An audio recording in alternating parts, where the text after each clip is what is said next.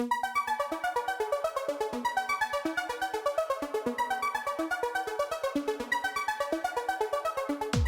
everybody, happy Friday and welcome to Sometimes You Crit, a Dungeons & Dragons 5e real play podcast.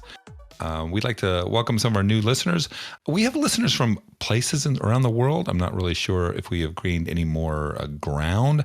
However, Germany and Canada seems to like us, which is great. My name is Jim and I am your Dungeon Master. I'd like to introduce the players tonight. First of all, we have Mark. How you doing tonight, Mark? Hello, my name is Mark. I'm playing Fen.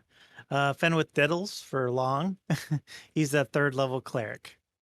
Okay, and Nathan? Hello, I am playing Tonkerbell Twiggly Sticks, otherwise known as Tunk, third level barbarian. All right, Rebecca? Hey, I'm Rebecca. I play Maylee Starglow, or May, and she is a third level Drake Warden Ranger. Nice. And finally, Rob. I am Rob. I'm playing Ichabod, a third level artificer armor specialty. Or subclass, whatever that is. Sorry. Okay, so you don't know what your character is. Whatever. We'll just make it up as It's we on go the screen. along. I'll read it. It's on the screen. Okay. So if for those of you playing at home, we did not introduce Chris tonight. And basically, Chris has some family obligations that he has to take care of, and he's going to be gone for the next 7 or 8 episodes. So everything's fine. He just has some obligations he has to take care of. We're going to just keep on moving along. We have sort of figured something out for tonight because we were at sort of a crossroads at our last session. So at the beginning, Nathan is going to start off. He'll be playing both characters. He's going to be playing Tunk and Rhett.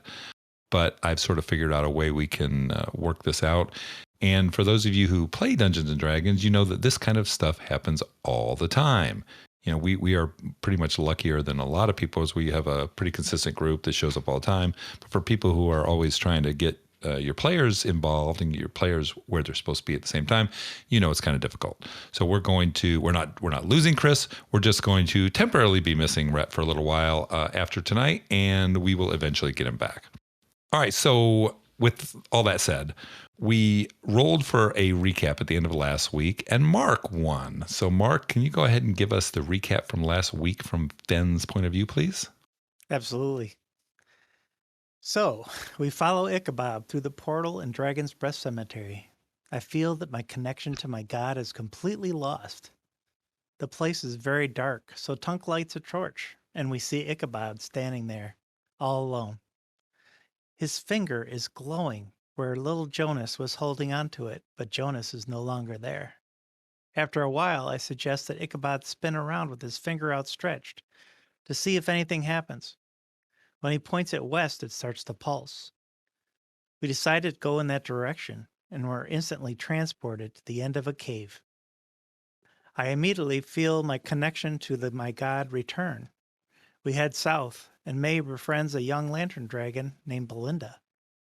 After a while, we come to a wall of bones with a door in it. Ichabod discovers some interesting things in the bone wall and distributes them to the group. We take a long rest, and we all discover that we have new abilities the next morning. Next, we decipher an inscription above the door and use it to determine how to open it. We head through the door, and after a while, we hear clacking bones. We end up having to fight a bunch of skeletons. I never tried to turn undead before, so when I tried it, I was surprised that several of them ran away in fear. May and Belinda dispatched the last skeleton, and finally Rhett used his new flail to obliterate the wormling with a massive, crushing blow. After the fight, we continued on, and see Jonas standing there with his back toward us. He's facing a large, glowing shard that is suspended in the air. We try to talk to Jonas, but he appears to have changed. He slowly turns to face us, and his eyes are glowing red. I don't think this is Jonas anymore. Okay, great. That was great. We decided to try and cut down the recap to about 2 minutes, and I think that was really close to that. Just because, if you're playing at home, you should have already listened to the last episode anyways. But this gives you a really good idea of where we're at. So that's where we're at right now. Jonas has just turned around. He was touching this red, I want to say gem-like thing that was about 10, 12 feet tall. It is slowly rotating off the ground. He has just turned to you all and said, I believe the last words he said were something along the lines of, that's close enough. So what would you all like to do? Well, is he attacking us? I did not say roll initiative. He said, that's close enough. Okay, so we're not advancing. So Well, what's going on? no, I think Rhett has had it by this point. Yeah. So he's going to step forward angrily and just say, Jonas, enough of this shit. Let's get out of here. And he's going to go and try to just grab his arm and drag him out of there. Kind of like, grabbing a kid and leading him away. Okay. All right. So Rhett is going to move forward and grab Jonas. And when he grabs Jonas, a few things happen. First of all, you are looking at Jonas and you can see when Rhett touches him, right before he touches him, you can see, let me see. Everyone roll a perception check. Not Rhett. 21. Oh, come on, not Rhett. I got an 18 for him. Yeah. 15 for me. And for Tunk, I got a 7. 20. Can you get that 18 for you? Right? Okay. So we had May and Fen were watching, and you see right before he touches them, you see that Jonas keeps on looking at you all, and right before his hand touches him, you see a big old smile come across his face. His eyes are still glowing red, and then Rhett grabs him. When Rhett grabs him, he grabs him like he's just going to grab him, pull him away. He grabs him and instantly stops. His hand grabs his arm and it stops. And you see Jonas with that big grin on his face, and you see his eyes slowly turn from red. And he's just standing there. And then you hear Rhett say, "This body is much better." No. That's not good. What? No. No. No. And then Rhett turns to you, and his eyes are now glowing. That little boy, I'm so happy to be out of that tiny little body. Hey, now, Thank you. let him go. He's not yours. Rhett. Let who with the creature, the body that I'm in? No, this body will do fine, thank you. I've been a small person most of my life, and I kind of like the view from up here. There's nothing wrong with being small. I notched an arrow and I pointed at him and I'd let him go. We can't shoot him. It's Rhett. Exactly. You're going to kill Rhett? Igowitch, is that you? He looks over to Ichabod. Well, hello there, Deicide. Thank you for showing up. Wait, who's Deicide? What? The name's Ichabod. Why do you keep calling me Deicide? Yes, I did implant that into your brain that your name is Ichabod, correct? No, it's one of the few memories I have. What do you mean you implanted it? What do you remember? What are your memories exactly? Do you remember laying on the bed with your twin brother? Yeah, that's the last, and your face, your ugly, horrible face, Mm-hmm. and that annoying voice. Mm-hmm. Do you remember your parents? No. I remember why you killed necromancers. Do you remember your twin brother before then? No. No, I just gave you enough memories to get moving. You see, it took me almost 100 years to find what was left of your body. What? Like the little hand there that you had, the little glowing pinky. That's part of the original body. Well, that's what I assumed. But what do you mean find what's left? I thought you found me whole. And you chopped me up and did this to me. Oh no. See, I'm sorry. I keep on forgetting. Everything that is inside of your head right now are implanted memories. None of that is real. What really happened is you are what is left of an ancient hero named Deicide.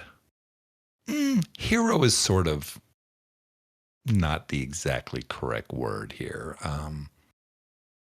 Maybe villain? I don't know. Whatever you want to call him. And it took me 100 years to find your body. But if this is true, then why don't I have any memories of it? Why are my memories that I'm Ichabod and that I have a brother that you destroyed both of us? Because you've been dead for over 1,000 years. I needed you to work with some level of autonomy. I needed to set everything up. I needed you to want to go through the wall. Speaking of want, what is it you want? What is it I want? Well, I mean, he looks around and he goes, well, don't you know where you are?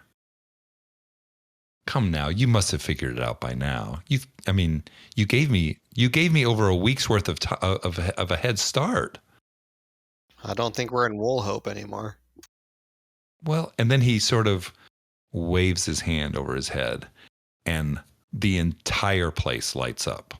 And now you can see far away on each side, the cavern goes down and it slopes down towards what looks like sort of smaller caverns going off to the side.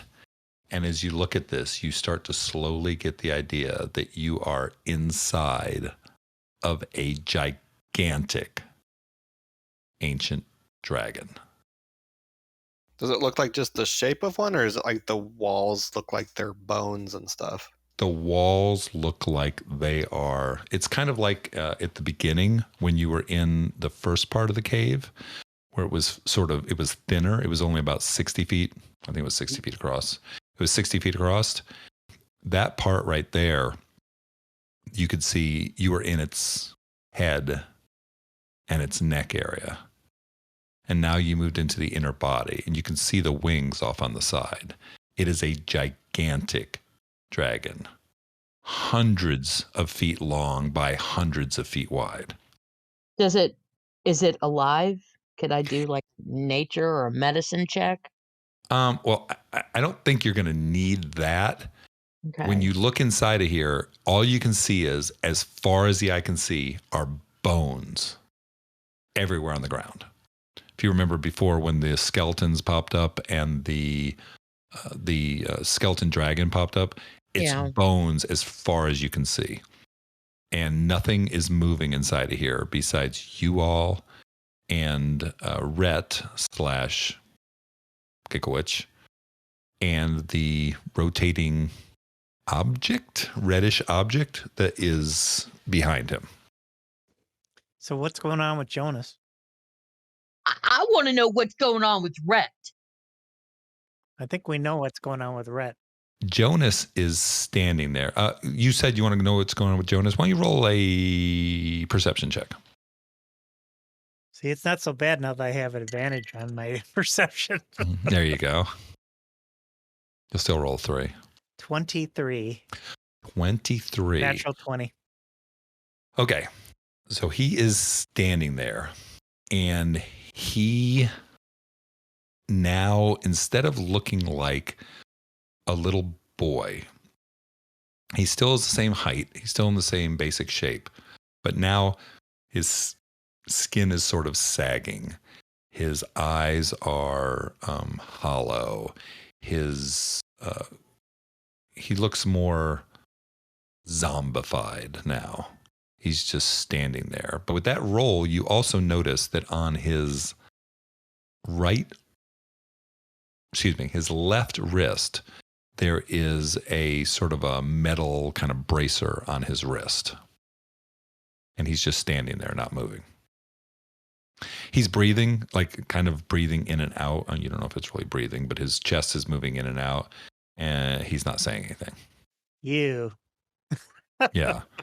Yeah, he's getting a little bit more putrid as it goes on. Oh, this is not good. Yeah, and then Rhett looks over and goes, "Oh yeah, you know, it took me a while to get to the point where I could actually drown this little one, but it worked. Everything worked." So why don't you need Rhett to be dead? Oh, I only needed little Jonas to be dead so that he could lure you to the graveyard. So you're not going to kill Rhett? So what is your plans for us then? Oh, I have no plans for you. You've done everything I've needed. What did we do? You allowed me, even though I had, and he kind of looks over at Jonas, even though I had the bracer, I couldn't use the bracer. I needed a power source. I needed something that was so strong and so evil that it would trigger it to work. And what's your power source? Deicide? And he looks over at Ichabod and goes, right there. He powered it. He allowed me in. You see, he was a great, great hero to some a long, long time ago. He was the sword of a Chardalon before he was drugged down by that bitch Bahamut. But I brought him back. And he helped me get in here. Thank you, Deicide. I really appreciate it. This whole time, Ichabod just kind of staring flabbergasted, like trying to process. Well, this has been a lot of fun. This would mean that I killed the god. Oh, yes. You've killed a god. You killed a god. But a Shadowlon? Oh, no. You killed a good god. You see, What? you were really, really bad. Why would you hide what I was? If you needed me to be here in what I'm assuming is a Shadowlon's grave, why did you need me not know what I was? Well, you see, it's tricky. You've been dead so long. I was afraid that bringing something back that powerful would possibly be insane. I was afraid that you coming back as you were after being dead for 1,000 years would drive you absolutely insane. So I brought you back with different memories.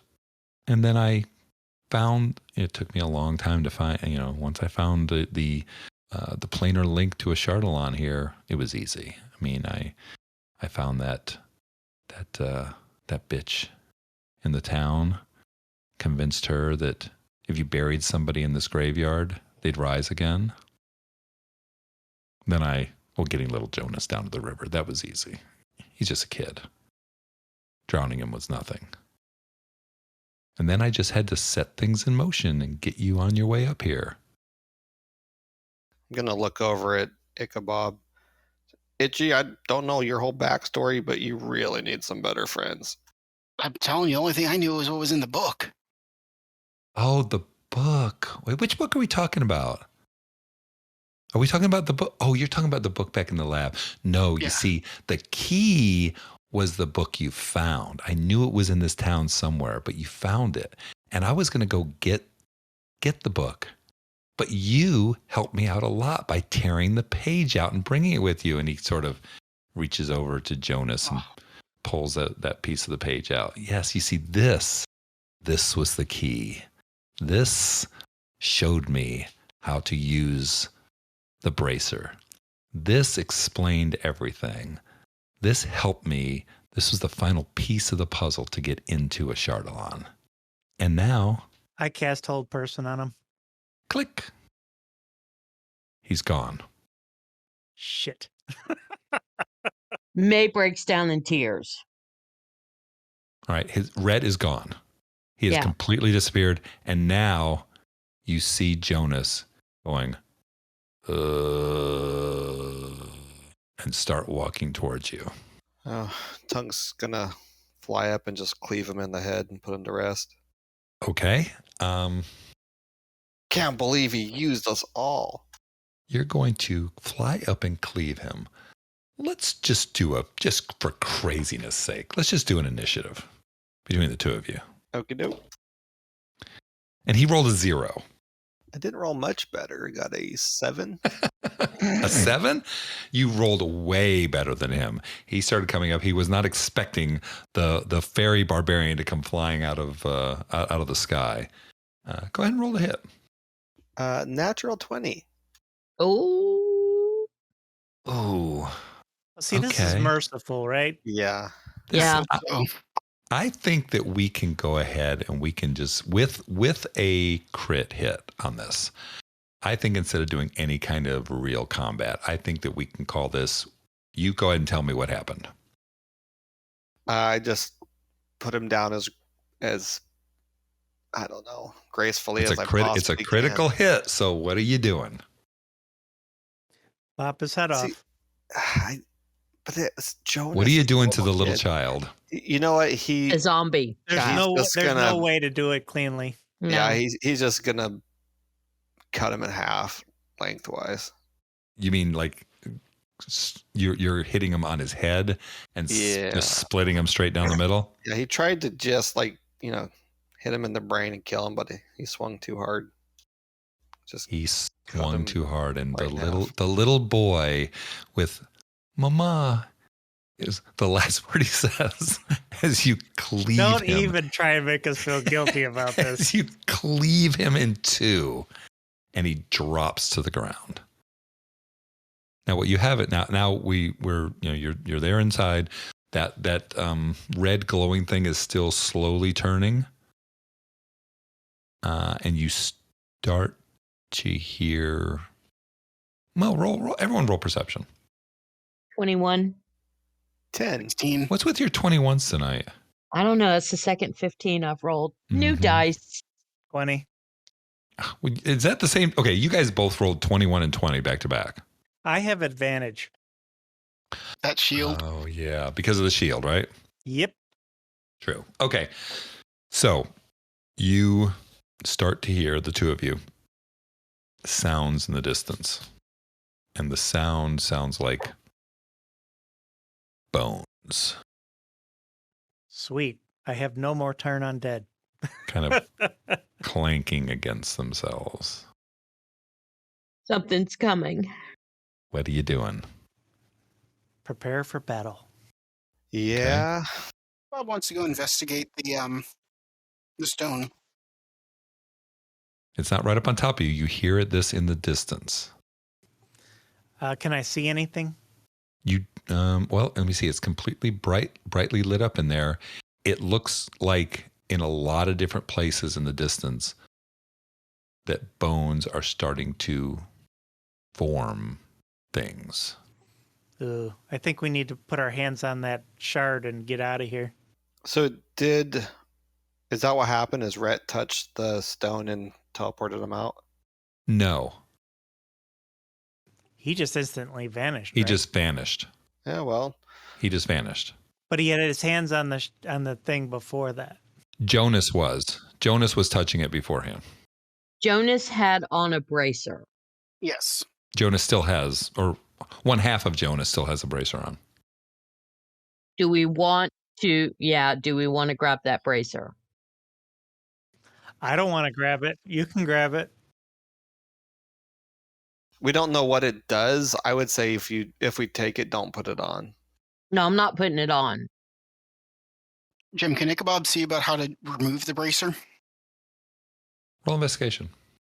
19. Oh, no, 20. Woot. 20. Okay. You guys are rolling like crazy tonight. The bracer appears to be, first of all, how are you investigating this? By picking up Jonas's arm and moving Jonas's arm around to look at it. Okay. All right. So you start moving his arm, and the lower part of the arm breaks off. So you're holding like the lower part of the little boy's arm. It's kind of like sticky and oozy now.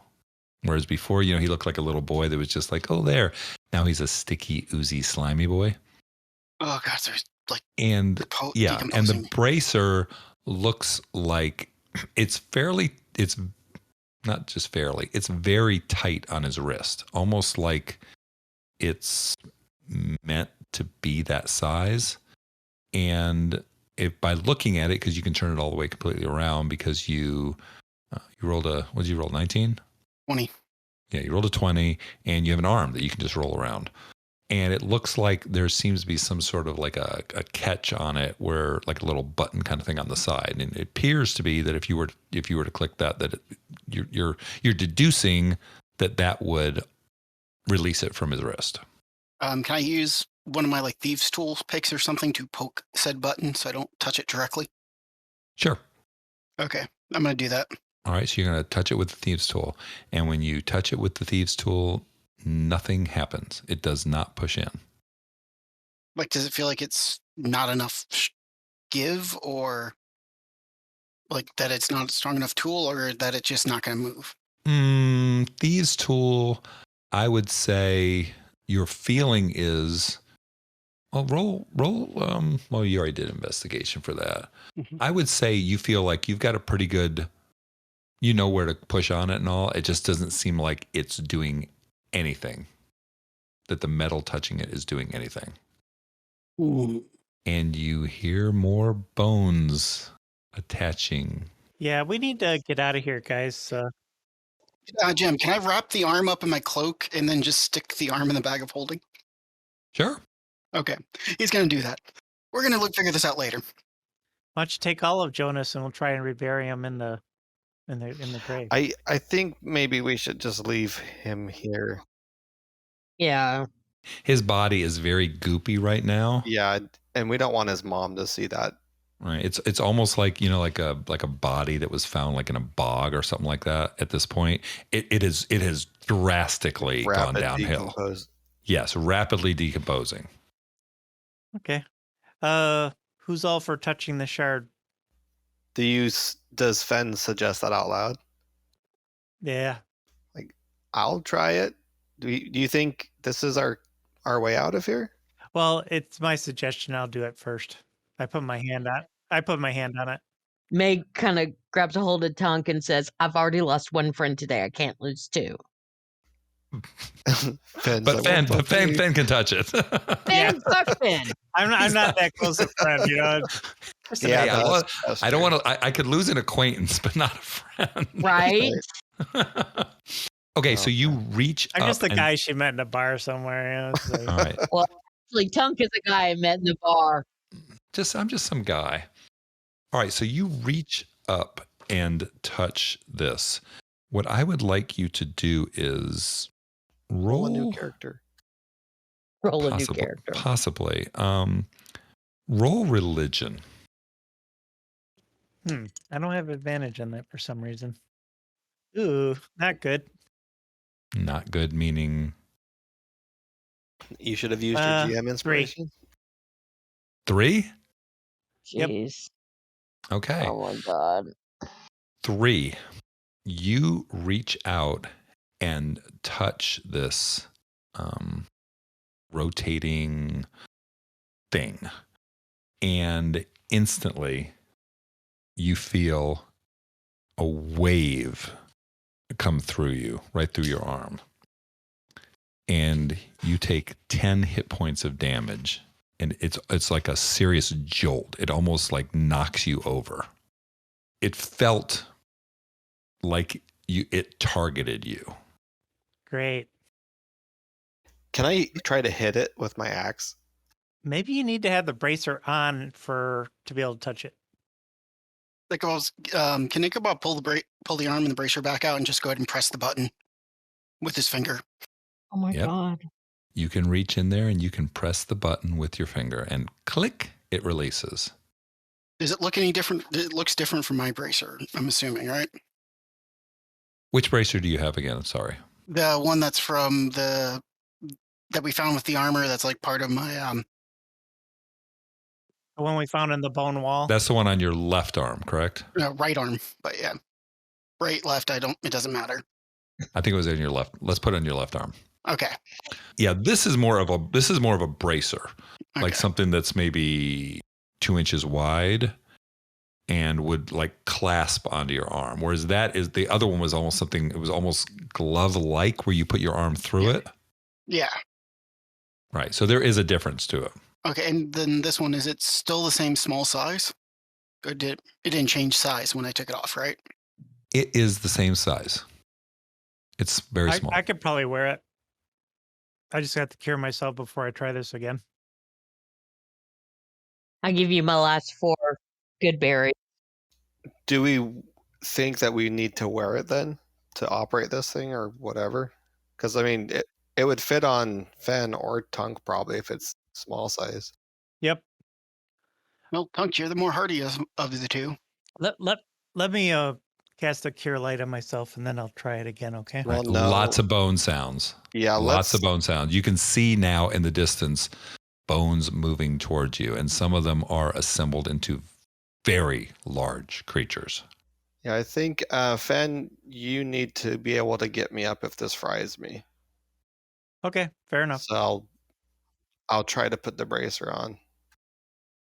Okay, you try to put the bracer on and you put it on your wrist and you go to click it and it clicks and nothing happens. It won't shut. Like it's broken? Like it just won't lock. Oh, well, I don't think this bracer has anything to do with it. How about this? And I'm going to swing my axe at the gem or whatever that spinning thing is. Okay.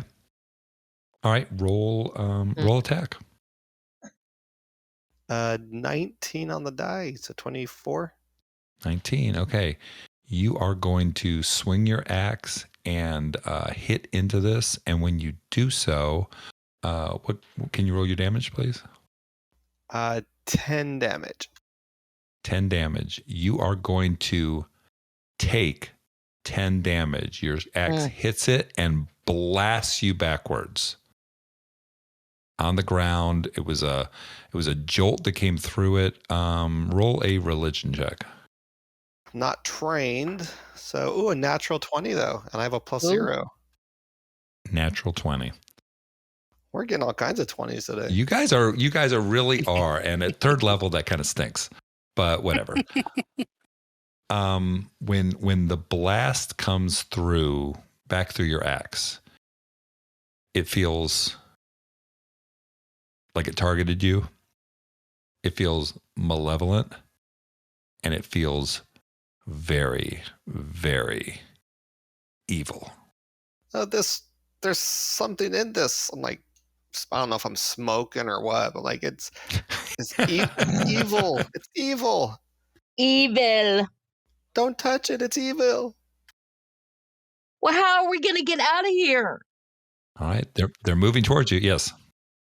Okay, I have 3. So I'm going to use one of my castings to cast Detect Magic as a single action. Okay. One, so it's like 30 feet around. So one I want to see, does that bracer still looks magical? The bracer lights up. Yes. Okay, and I'm assuming the shard lights up too. The shard does not light up. You guys haven't really investigated the shard. I gave you a brief description. You guys have not even done anything else about it. Okay. So One, I want to pick up. 1, help Tunk back up. 2, grab the bracer. And 3, can I try to put on the bracer? sure. It looks impossibly small for your arm. You're going to try and put it on? Yeah, I'm trying to put it. Ichabod's going to mutter something about it's my fault we're here anyways. Okay. You put this teeny tiny child-sized bracelet on your arm. You try and close it. It changes size immediately and snaps closed. Your right pinky glows red, and the finger next to it also glows red. I have a strange feeling this is a countdown of some kind. All right, let's do it again. Can I slowly spin around? Well, so what are you trying to do? Do what we did the last time. My fingers glow Oh no! red. Tell me what is your objective? My objective is to see if, since the last time my fingers glowed red like this, it was to indicate a certain way we're supposed to walk.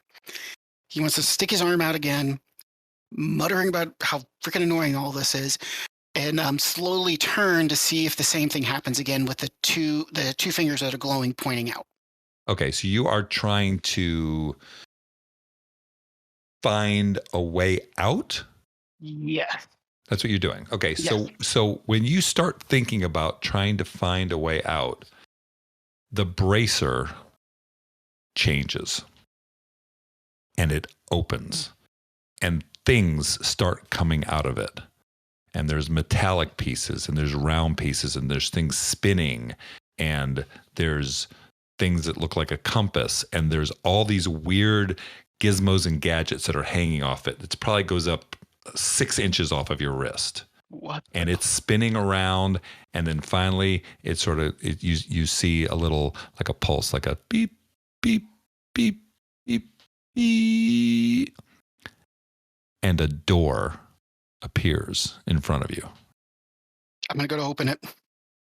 All right, you go to open it, you see complete darkness on the other side.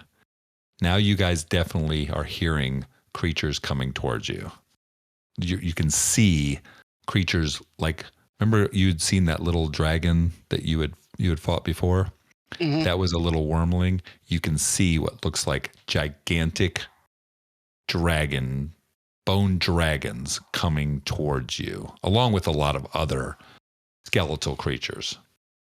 And they look like they're going to be there shortly. What are you all going to do? I'm going through the door. Yeah, Ichabod's gonna start waving everyone through.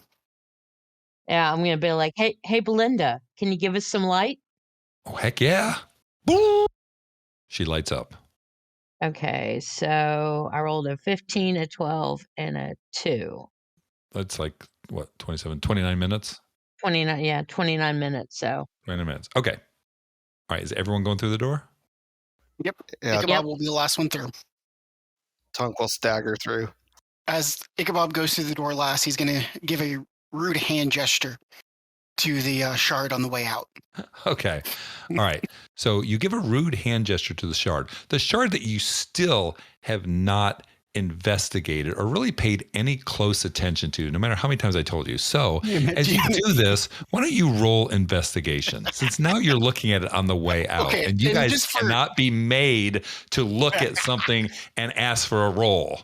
Okay, and just We were under duress. No, for stop. punishment, using my GM inspiration, so I have advantage. Mm-hmm. That would be a 26. Yeah. I rolled a 20 and a 19. A 26. Right before he looks at it, I'm going to poke him in the eye. Give him just a minute. And you know what, Jim, for the fun of it, I'm also going to use... see, I can't decide if I should use the past knowledge from the past lives for the sheer RP of it. Do it. You already have keen mind. Well, no, but it's more of like the idea of like if I'm supposed to be deicide and probably have knowledge of this being a Shardalon. Let's just see what. So that'd be a 29. I like when Jim gets quiet. What you can see is as you go to, you walk through, you're getting ready to shut the door's shutting, you're flipping off this thing, this large 12-foot tall, reddish glowing thing that's been spinning. As it spins back, right before you shut the door, you see an eye open, and you can see what now looks more like a creature that has been almost in stasis there, that has a whip and a sword and gigantic wings. And the whip is made of fire and it's looking at you. And then the door closes. So, quick question here. We know it's from the page, we know it's a baler. Did that page have a drawing of what a baler would look like? It did not. Okay. It did not. Okay. Just, well then. Yep. Okay, so now you went through the door, right? It was completely black. You guys walked through the door, and now you are back in, if you remember the initial room that you were in when you walked through the mausoleum, right? The completely blank floor, blank room in all directions. Mm-hmm. Yeah, the one that never ends. Right, the one that never ends. So you appear there. No magic? There is no magic right now. But right away, when you go in and you have that the bracer on and the sextant is out. This is sort of a special sextant. Now the room sort of gets form and shape to it. And now you can see what looks like almost images are all around the room. And they're all very blurry and moving around. And you can see almost, for our point of view, the description would be they would almost look like little teeny tiny TV screens everywhere. And everywhere you look, there's TV screens. And all of these screens, it's almost like it's a scrambled mess what you're looking at. You can't really see anything. You can't really make out what it is. You can see that there's motion on the screens. And like I said, there's at least thousands of screens. Are they far away? Or can we like get, if I focus on one of them, can I get a clear picture? When you are trying to focus on one of them, you're having trouble focusing on it. You need glasses? Probably. And I like, is there one that's closer? Well, they're everywhere. They're all around you. They're close and far. When Tunk tried to focus on it, even when it was close to him, he's having trouble. He can't really focus on it. He seems like it's almost like it's there, and you tried to move a little bit closer to it, and you didn't get any closer to it. Hey, Bob, why don't you do your spinning thing again? Well, yeah. I was gonna say, can I point my right arm bracer at one of the screens and see if I can focus in on it? When you see all of these screens and you look at one, you decide to try and focus on it, you can focus on the screen, but the image is still blurry. You feel like the sextant is helping you focus in on the different screens. There's thousands of them, so There's thousands of them. What are you trying to do? Think of a way out. well, I just want to quickly check to see if there's any screen that I can try to see where it's showing. Like if it's showing different places we can go or different places. For right now, there's so many screens and they are all scrambled and different colors and shapes that you don't see anything in particular, but you're not really, I want to know what you're trying to see. If you're just trying to see a screen, no screen in particular is jumping out at you. Can I see Will Hope? Like outside the graveyard? When you think about Woolhope, a screen pops into your view. And you can say, oh my gosh, that screen's right there. Why wasn't I looking at it? And you can see the graveyard where you had entered at Woolhope. If I think about Rent and Giggle Witch, can I see where they are? No. Okay. Not that easy, huh? Not that easy. What if I think? Are you saying it aloud, the places you're thinking, or I'm saying it aloud. Like, Okay. what if? Can I think about where the barkeep Now, is? I will tell you. Wait, hold on one second. I will tell you that when you say I'm going to think about Woolhope, the rest of you see the screen that is about Woolhope. All right, you can see the graveyard. I don't know that we should go back to Woolhope though, because the Inquisitor's there.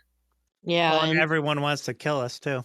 Yeah, we were like running. especially me and Rhett. I can't Oh, find Red. we're all with you. They're gonna attack us all, but I think where can we go next? Let's try and concentrate on where we can go next, because obviously this thing can help us. I want to see if these screens can show us a place or if they can show us a person. Because Yeah. Seems to be a place. Think of someone you've met in the past, like I think you were saying the bard. yeah, can I? What? Yeah, can I think? Can I say Leilana? You say / think Leilana, and you are getting no reading, connection, anything like that. So it has to be a place. Hmm. Okay, go back to Will Hope. Yep. Right there. Right in view. It's almost like you could reach out and touch it. Don't do it. Not gonna do that. So where should we go then? Well, so did we have a plan? I know we wanted to find Giggle Witch, and we kind of did, but now I don't know. Well, I don't know what the fuck I even am right now. So my whole plan's gone out the window. Yeah. We have to still find him now because he took Rhett. Right.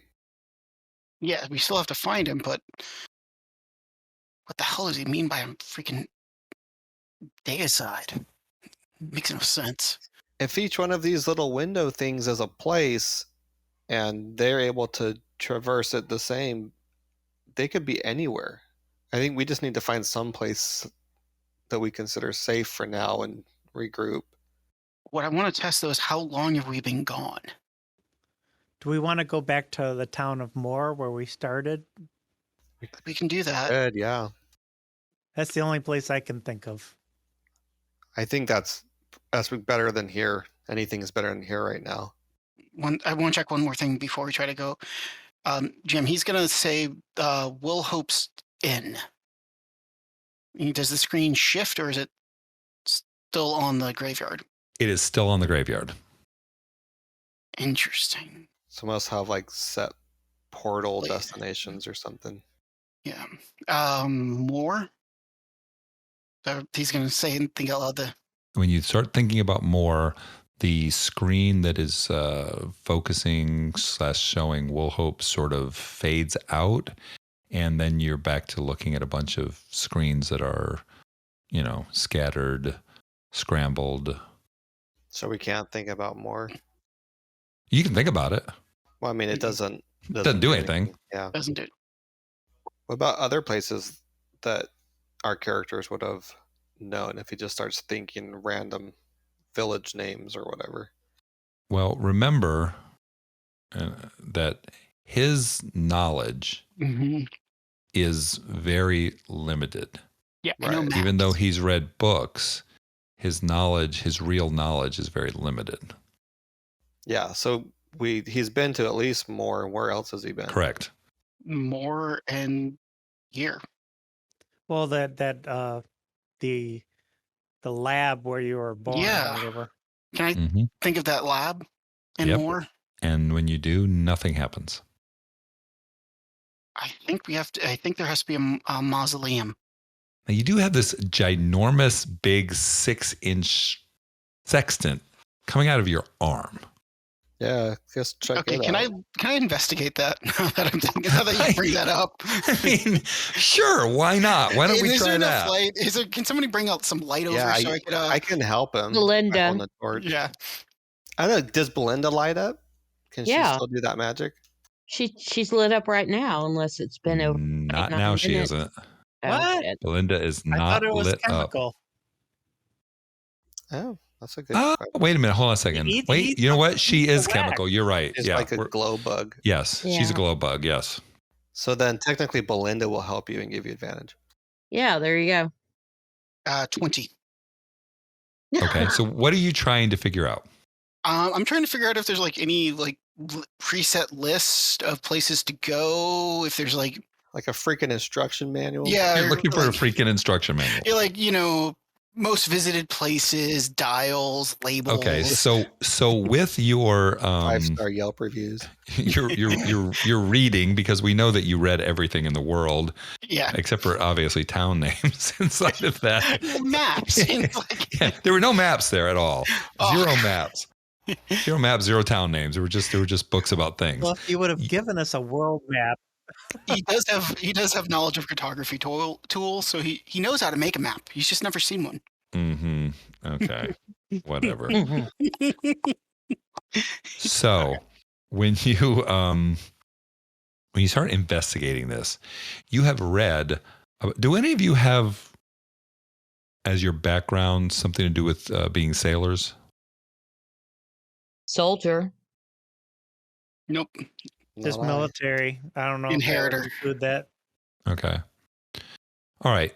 I'm going to guess we're just going to, with a roll of 20, you must have read it in a book. You know, generally speaking, what a sextant does. All right. And a sextant uses different points to tell you where you are. And, you know, stars, things like that to tell you where you are. And to tell you the truth, I don't know how many points you need for a sextant to work. I think it's 3. Yeah. This would get way, way, way more points.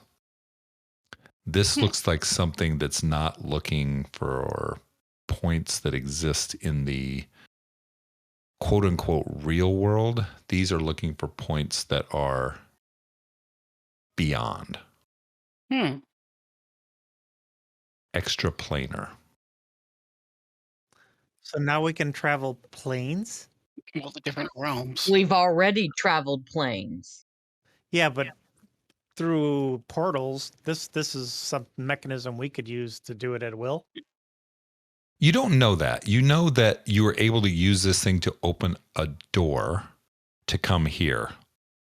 And you know inside of here, you're looking at thousands of different screens, one of which, a place that you've been before, you know that you entered into this from.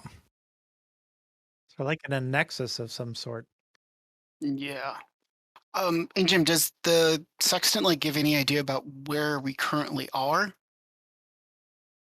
You really don't. You couldn't really tell anything from that. It looks like it feels to you like it's working in conjunction with this place you're in. What if you ask about the plane of Bingby of Glendale? That's my god. He's in a different realm. I'll think Glendale or Bingby, whatever it's called. It's Glendale, but the god is Bingby. So Glendale would be where he would live. I'll think Okay, Glendale. so you try to think of Glendale, but you don't know anything about Glendale, and you've never been to Glendale, and nothing seems to So happen. it's like we've got to drag him around to all these places for it to. Yeah. You got to go there first. Yeah, I think we're kind of limited in where we can go right now. Unless I put it on and tried it. Well, where I tried Tunk, it didn't work. Maybe can it try only it, works- though. Maybe it only works for you. Right, because you're The side. Yeah, you're an undead god. Well, champion of a god. Close enough. God killer. Yeah, we gotta fix that. we got to get Rhett back. You have really bad PR right now, is what's going on. Well, I can just kill Well, the reborn and shot it on. They'll fix it, right? It was 1,000 years ago, so who's alive to even know? Yeah, let's just not go around saying who I am. So shall we try to go see if the Inquisitor's still there, or? I don't think we should track him down. Time changes at a different pace, so God knows how long it's been since we've been gone. Yeah, and when I think of Will Hope, it doesn't like give me. It shows it, but does it like show if there's anything moving around there, or? You are not looking at Woolhope. You are looking almost at a up close view of the mausoleum, Okay. and you can see a little teeny tiny bit of the graveyard. That's it. Well, I think it's our only choice. Yeah, I think we figured out there isn't much of another choice. So let's go ahead and And what? Yeah, can I like think us at taking everyone there while touching the screen? Yeah, like a portal. Think of an exit to that area.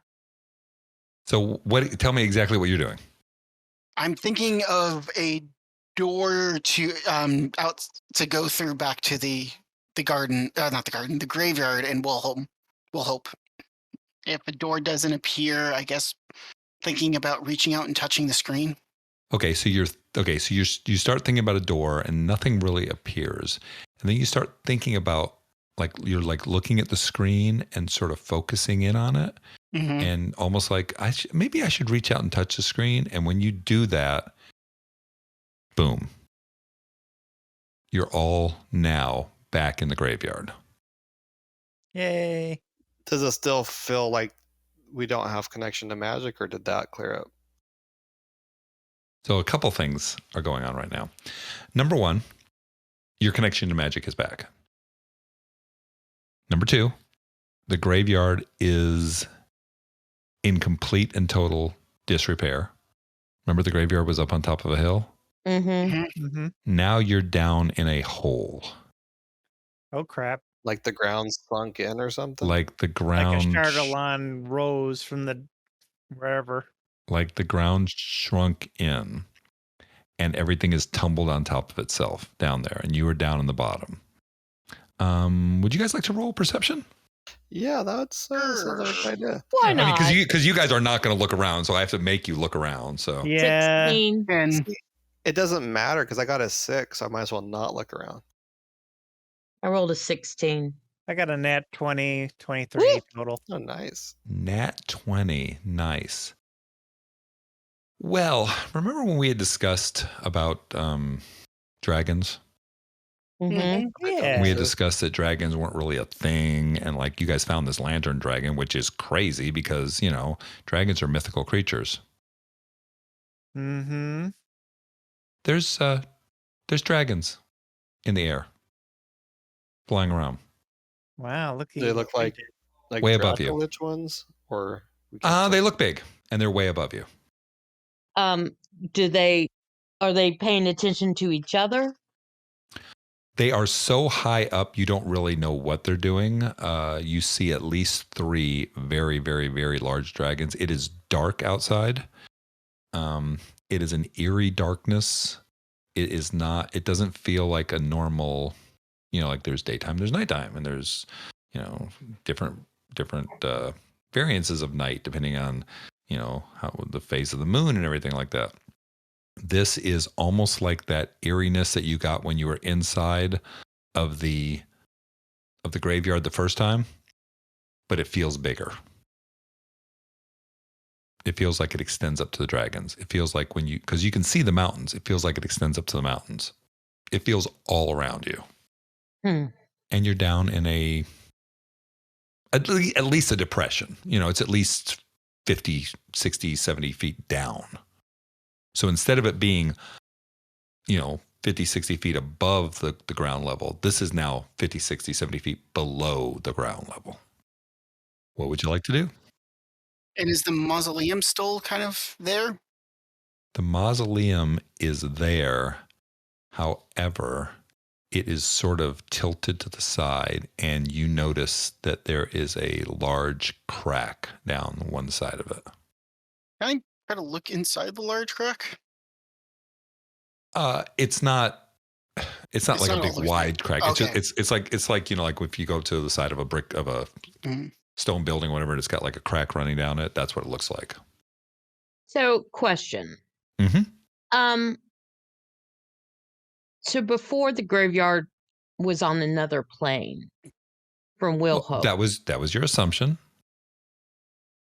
It was there. You could see it, but when you walked into it before, something changed. And then what you saw the graveyard, and then out into the distance, it was not like the mountains, and it was not Woolhope that you could see. You could just see like this weird look, almost like the graveyard, it almost extended out forever.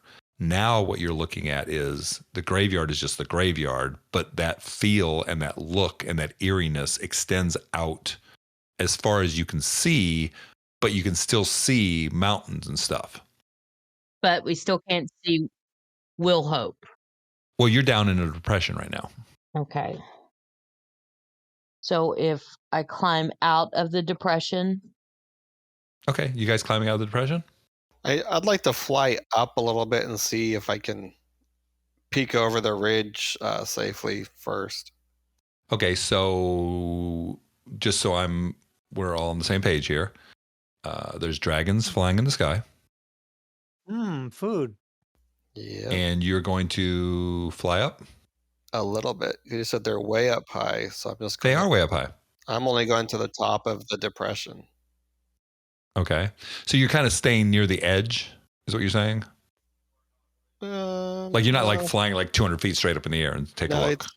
If the depression's 200 feet, then yeah, he's going straight up 200 feet. Well, no, the depression's only like 50, 60 feet. The dragons are probably, 1,000 feet up or so, whatever. Yeah, I'm only going to go up to the top of the depression and kind of peek over, but I'm going straight up, not along the edge. Okay. So you're going to fly straight up, not to the edge. Correct. Just enough to kind of get a view of like, is the town destroyed, and then come back down. Yeah, that's what I was going to do. Okay. So you fly up and you can see the town of Woolhope.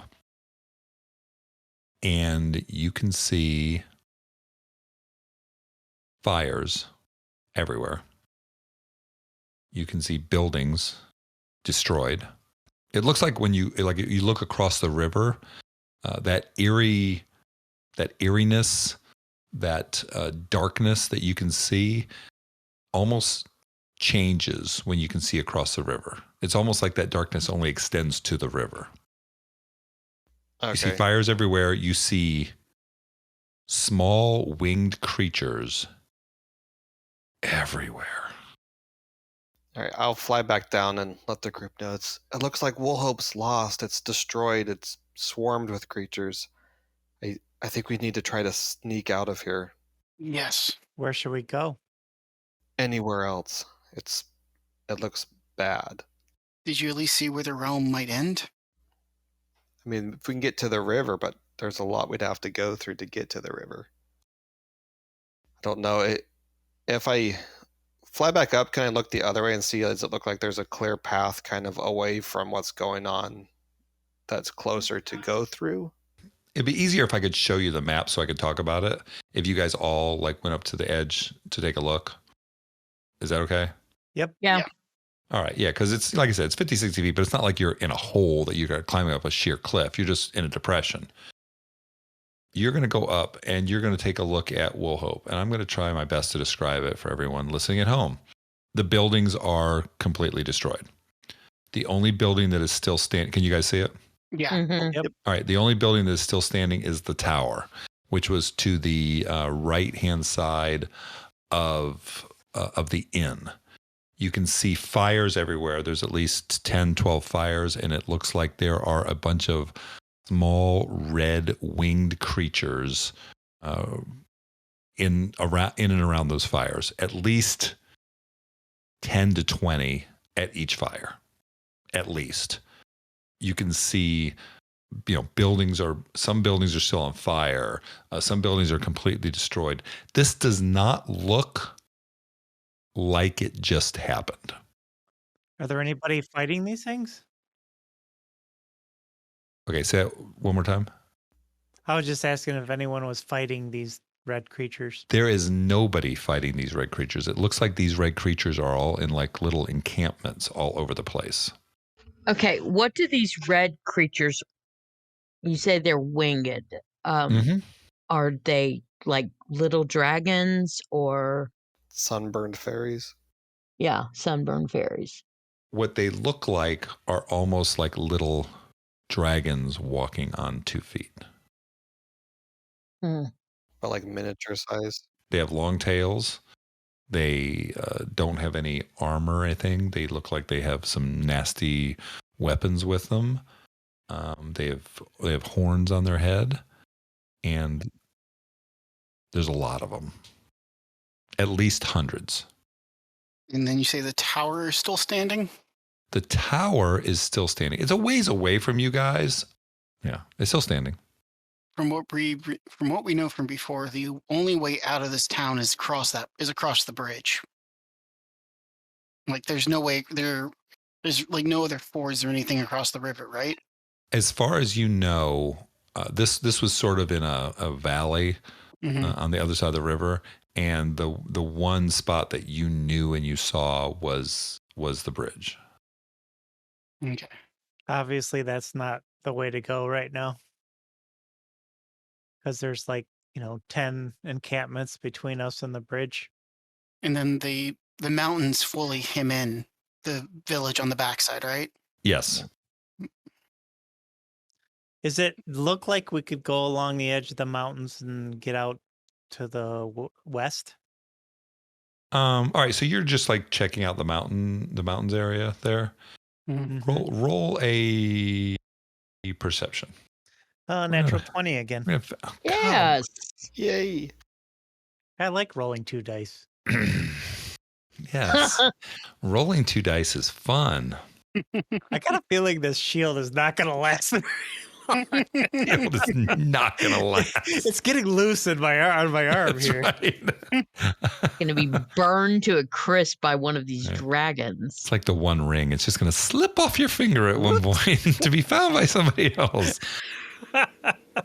So you look to the west, and it looks to you like the river sort of gets right up next to the mountains there. You don't see any bridge or anything like that. However, as you're looking to the mountains, sort of to the northeast of you, you do see a path going up into the mountains. And the reason why you see the path, dashed blind?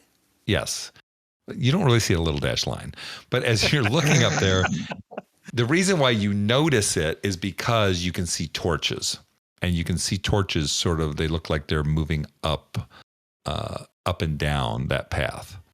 Oh, like not red-winged creatures, but like maybe humans? You can see some of the red-winged creatures among them. It's kind of far away. Ooh, sounds like they've been, captured. Yeah. Now you can what'd you roll, a 20? 21, 23 total. 23 total, whatever. You can also see that there are, since you were looking around the town, you can see that near the tower that there are red-winged creatures sort of going in and out of there. And it appears that there are others with them, but it's dark and it's hard to tell. Like, you can definitely see that the red-winged creatures, and they definitely look, like these evil, almost dragonish looking creatures. But you can see what appears to be maybe humans or whatever with them. I mean, did the humans, I guess they look like they're being prisoners. They're prisoners, right? Roll perception. 18, 19. 19. Yes, they look like they are being marched into there. Not a lot of them. And like I said, this town, you feel like you've been gone less than a day. You went in, you were inside that big room for what seemed like a short period of time. You went into the part of the dragon cave, where, by the way, that's, somebody did guess it, the wax was earwax from the dragon. Okay, that's cool. That you have a ton of it. Ew. Hey. Ooh, dragon earwax. Ooh. Then you guys looked around, you messed around a little bit, you did a long rest, you got up the next day. So you're thinking you've been gone 12, 15, 18 hours maybe. Mm-hmm. Didn't we ever figure out what the time conversion was when we were playing around with it before? was You like had an 7 idea hours. when you walked into there, yeah. But now this looks nothing like something that could have happened within the last day. Right, I'm just saying, does it look like it's been weeks? It looks months? like weeks at least. Weeks at least. I don't feel right that these people are being held prisoner, and we did kind of start this. Right. I mean, if they had been nicer to us, then Gigawitch maybe. started it. Yeah. He just made it sound like, it was our fault. If they had been nicer to us, I'd be more motivated to go save them. But also, I'm chaotic good, so I'm kind of motivated to go save them. Yeah, I can't leave Yeah. them. I can't leave them like this. We gotta Yeah. at least try. We need to at least try to free Let's the. just see if the we ones can can't see. follow the path where they're leading them and see if we can just, if there's not too many of them, we can maybe attack the guards. We just have to get to the path. Does it look like we can make it to the path without being seen? There's a lot of creatures on the path. Oh, so it's not just a small group? No, it's up and down. There's like hundreds of torches on the path. I don't know what to do. Well, we can try jumping a small amount of them and see how that goes. Yeah. Do we see any that look like they're like by themselves, like one off somewhere we could, even if we could capture one and maybe question it if it speaks? Or are they always like, oh, the smallest group you see is there's 20 of them? Yeah, I would say the smallest group you're going to see is about 10 of them. These are not large creatures. They seem to be a little skittish. They seem to work together a lot, and they're sort of reddish. They got this weird looking, three-toed thing going on there. They look a lot like little small dragons. They're like little small dragons that are mean. Are they talking? Like, or are they just like? There's none that close to you. Okay. If you're that close, we're Yeah, rolling initiative. That's a good thing. Yeah. Yeah. You pop up from there and you can see them all, and you're like, oh crap, they're everywhere. So basically, what you have is you have a path going up in the mountains that appears to be chock full of something with torches. You've seen people that were being led into the tower that appeared to be prisoners, and you know that there is one path that you know of that crosses the river and that you can see the bridge, where there are definitely these creatures near the bridge, and there's creatures all over the town, and the town looks pretty much destroyed.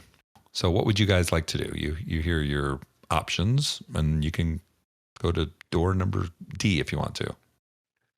Well, it looks like you could go along the mountains to the west to get out of here if you wanted to try and find a way out safely.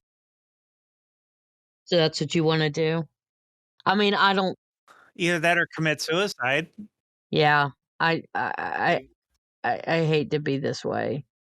Well, we don't know what's even going on. If maybe we can Right. get away somewhere, find someplace safe, and then like a little camp, and then investigate a little bit. Yeah. Yeah, our first choice I think would be to try and find safety, and then we can regroup. Okay. What are you gonna do? Let's try and go west along the mountains. All right. So you're gonna come up from out of the hole. Yeah, it's far. If it looks like it's too close, they will notice us. I don't think we should leave quite yet. You don't initially see. There's no lights or anything to the west of you. There's no campfires or anything like that to the west of you, because leading away from the town. Yep. All right, but you do have dragons circling above. Yeah, there's that. We'll just stay close to the shrubberies and hide.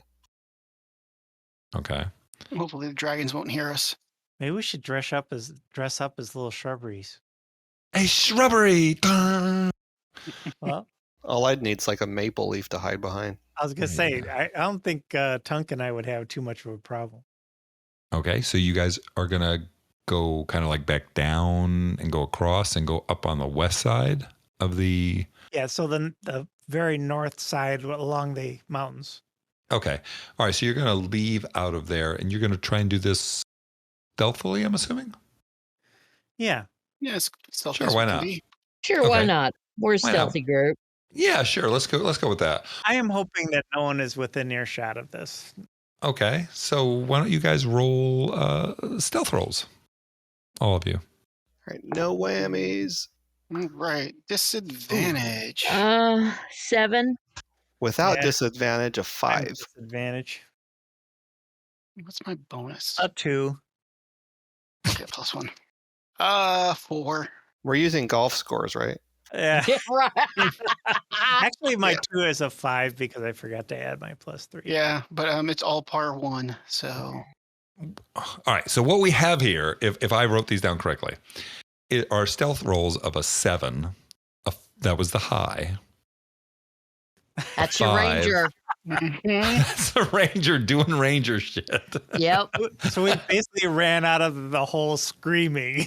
A 7, clinkety clinkety clink. 5, 5, and a 4. I mean, when you say it that way, it sounds bad. But hey, It doesn't sound good. So I think you're going to be a little loud. I think somewhere along the line, one or more of you who has disadvantage on stealth.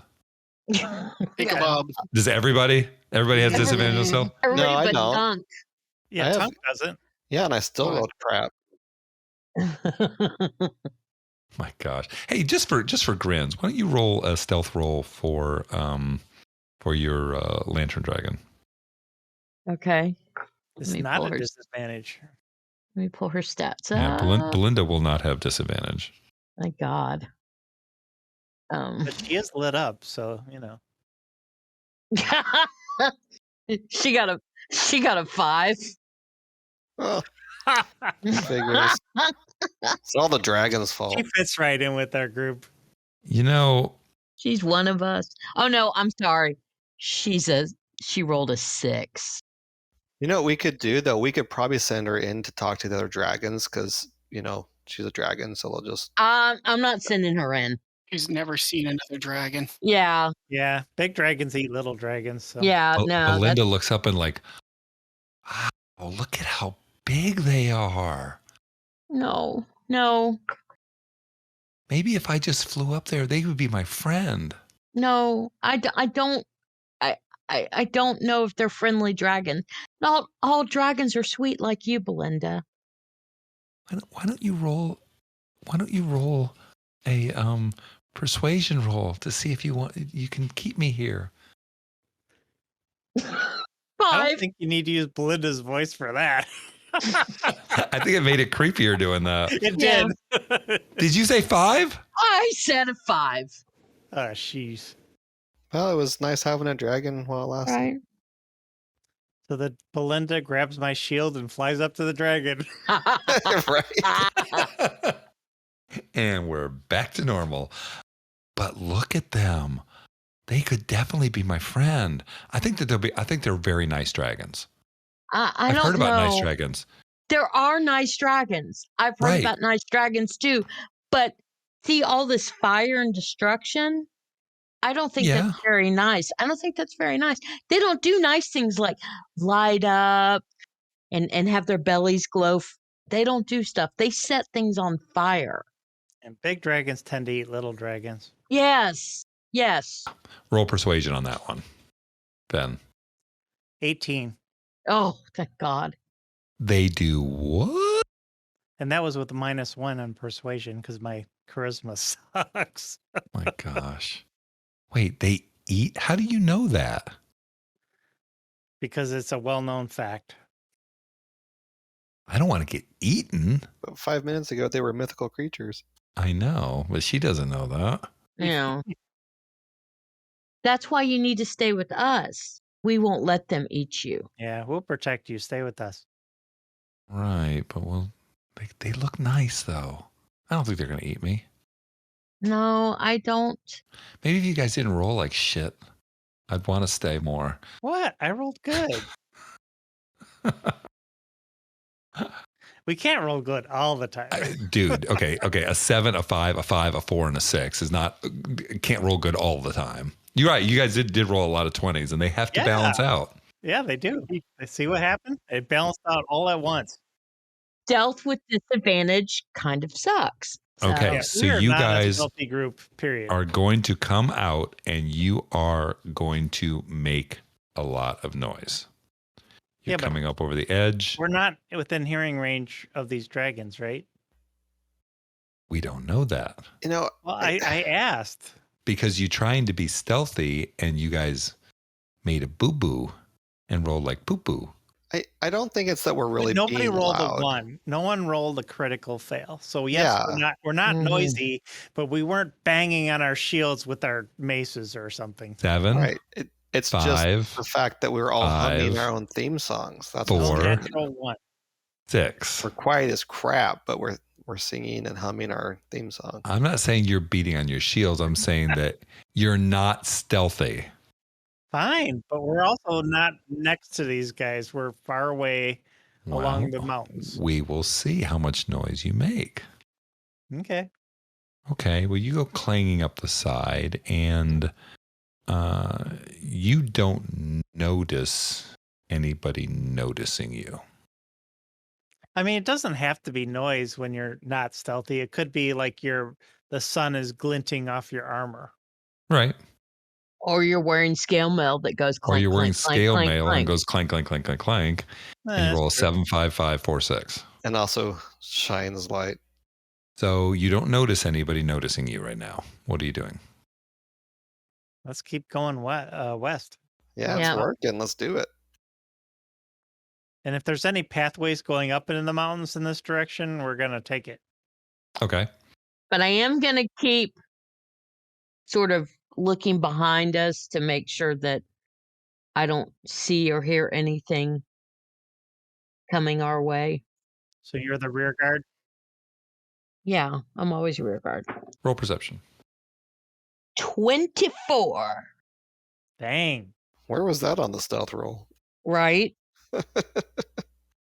You notice in the distance that some of the winged creatures seem to have sort of broken off from a pack. And there's 4 of them that seem to be moving in your general direction. I'm going to, using the cantrip thaumaturgy, if I pronounced it correctly, I'm going to a spot, I don't know, like 30 feet away, have it make a sound. Let's see what it says. You create an instantaneous sound that originates from a point of your choice within range, such as a rumble of thunder, the cry of a raven, or ominous whispers. I wonder if I can make it sound like clanking armor, like 30 feet away from us. Yeah, but if it's in between them and us, it's just going to make them come toward us. But I'm doing it 30 feet, like in a different direction. 30 feet is not that far. But they're not, maybe they'll follow that sound. Yeah, but I'm saying it's not that far. Well, it's 30 feet further away from us if they're just starting to head in our direction and then maybe they veer to a different direction. All right. So exactly what sound are you trying to make? Dude, do a cow. Moo. A cow. What? It's like beef. They'll go get it. I don't know. I want something to I was thinking the sound of like footsteps in that direction, 30 feet away from us. Maybe to the north. Maybe it's to the north, and we're going west. Maybe if Yes. it's because like that corner of the mountain there. If we're for the west side of the mountain, you can make the noise look like it sound like it's going north. Yeah. Make them head north. Right. Okay. But what is the noise? Like, look at the thaumaturgy spell, Okay. at what it It can says- do and what it mentions. And these are just examples, but I think you can maybe find something out of those examples that you would like to use. Such as a rumble of thunder, the cry of a raven, or ominous whispers. Or I could use ominous whispers. You have to use one of those things. It says you create an instantaneous sound that originates from a point of your choice within range, Such as. such as a rumble of thunder, the cry of a raven, or ominous whispers. Right, that gives you an idea of what you can do. Oh, so Right. you can make up your own sound. I think it has to be instantaneous, though. So you know what we sound like when we're unstealthy. Why don't you make it sound like the Inquisitor with his plate mail. So you can do, it also says your voice booms up to 3 times as loud as normal for a minute. You can cause flames to flicker, brighten, dim, or change I color know. for a minute. You can cause harmless tremors in the ground for 1 minute. Right, but I'm trying to do a sound 30 feet away from us to maybe veer the dragon-like things 30 feet away from us. So like footsteps or clanking armor, something like that. So maybe Okay. they'll go, oh, that way. Okay. All right. Which one are you doing? Footsteps. Footsteps. Okay. And we should huddle down so they can't see us. Yeah, we could do that. Hide behind a bush or something. Okay. All right. So you are going to make the sound of footsteps 30 feet away from you Mm-hmm. while they're coming towards you. See my Right. pinging on the map? Yeah. So they'll be away from us. And So the then map we'll- is nowhere near to scale. Nowhere near.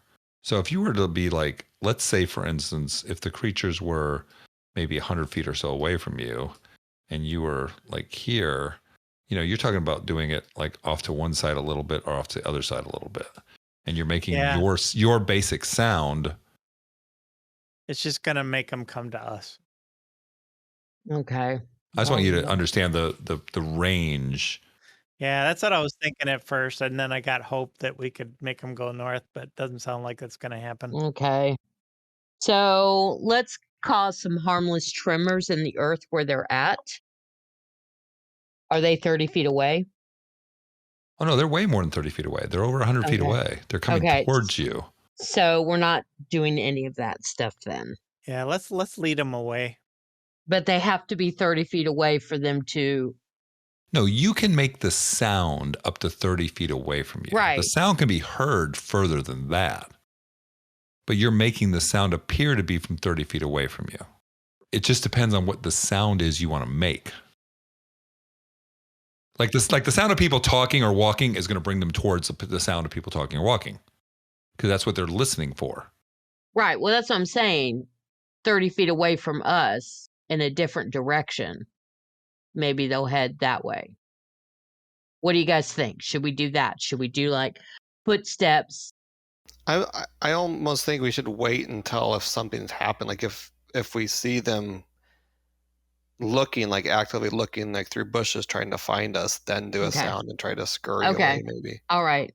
So I'll hold that then. All right, so you guys somebody had said you guys were ducking down. Is that what you're doing Yeah, now? let's hide. Yes, we're one with the bushes. You're one with the bushes. Okay. So the stealthy group. Well, when we're not moving, we're not as bad. Okay.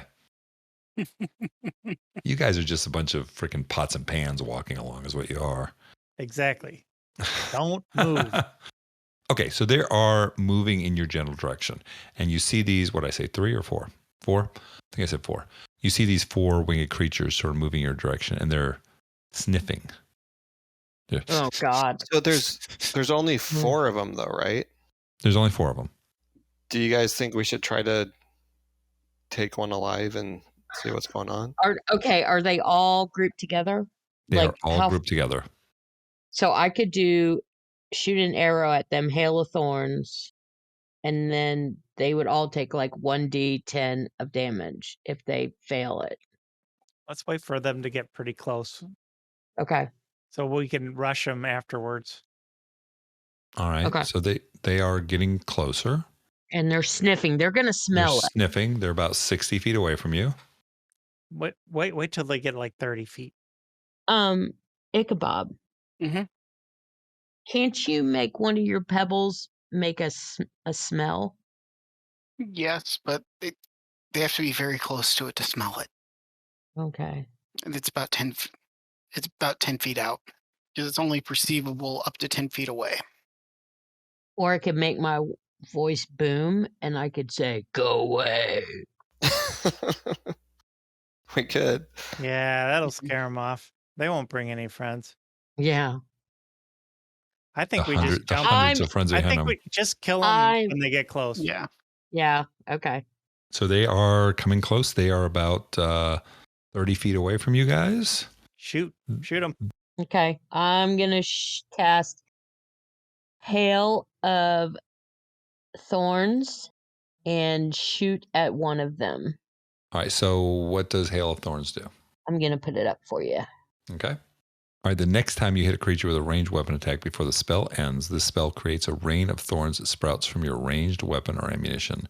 In addition to the normal effect of the attack, the target of the attack and each creature within 5 feet of it must make a dexterity saving throw. A creature takes 1d10 piercing damage on a failed save, or half as much damage on a successful one. The next time you hit a creature with a ranged weapon attack. Okay, so you are shooting an arrow at one of them. I'm assuming the one closest to the middle, so they're all near it. Yes. Okay, give me a roll.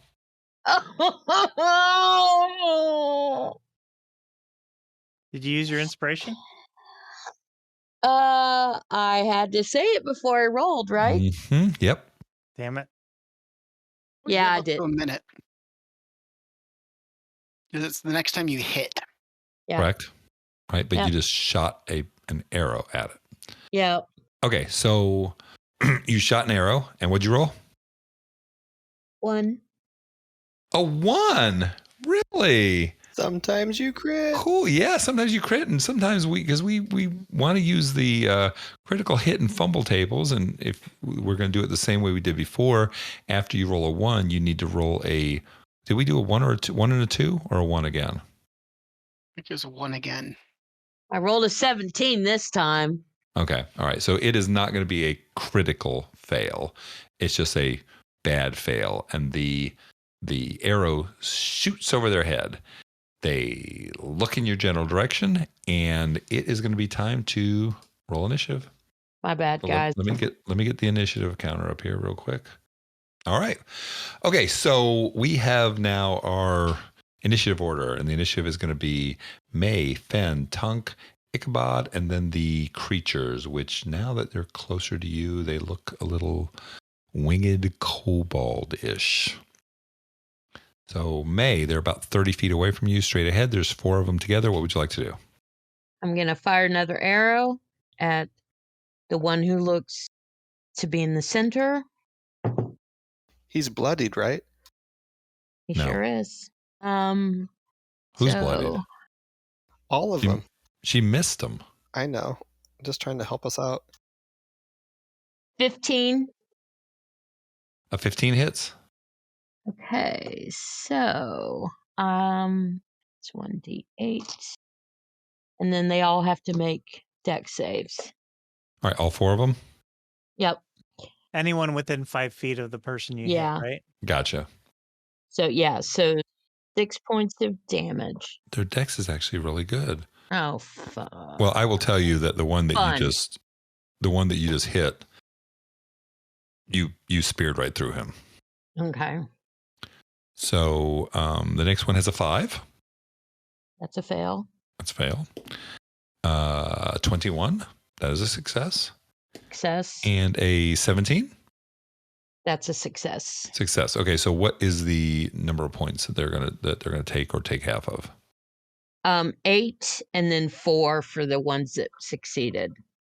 Okay, so your rain of arrows comes flying down. The first arrow completely punctures the winged kobold in the middle, right through his neck.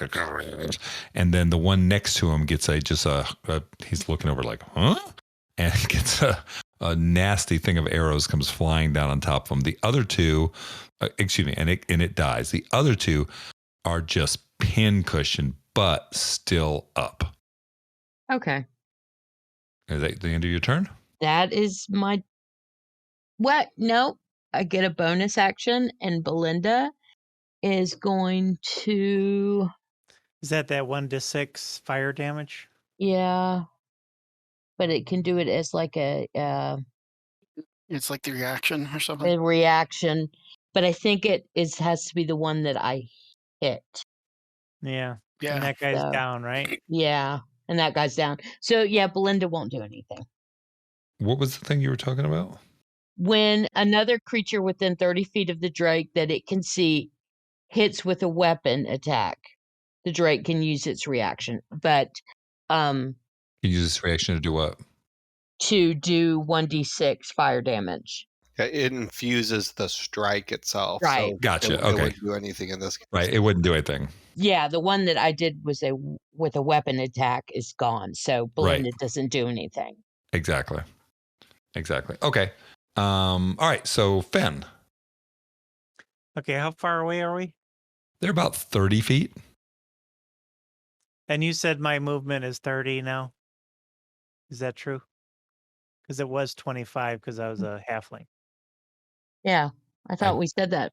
Believe Tunk- that we're doing 30. Is that correct with the new rules? I that think are it's going coming to into be effect? 30. Yeah, because From Tunk is what's been- 30. Yeah, I thought we agreed that we would go with the new Right. rule. So Okay. Yep. if Let's that's do the 30. case, I'm going to run up. Otherwise, I'm going to do a spell. That's basically all. Oh, 30's fine. Okay. So I'm just going to run up there and attack him All right.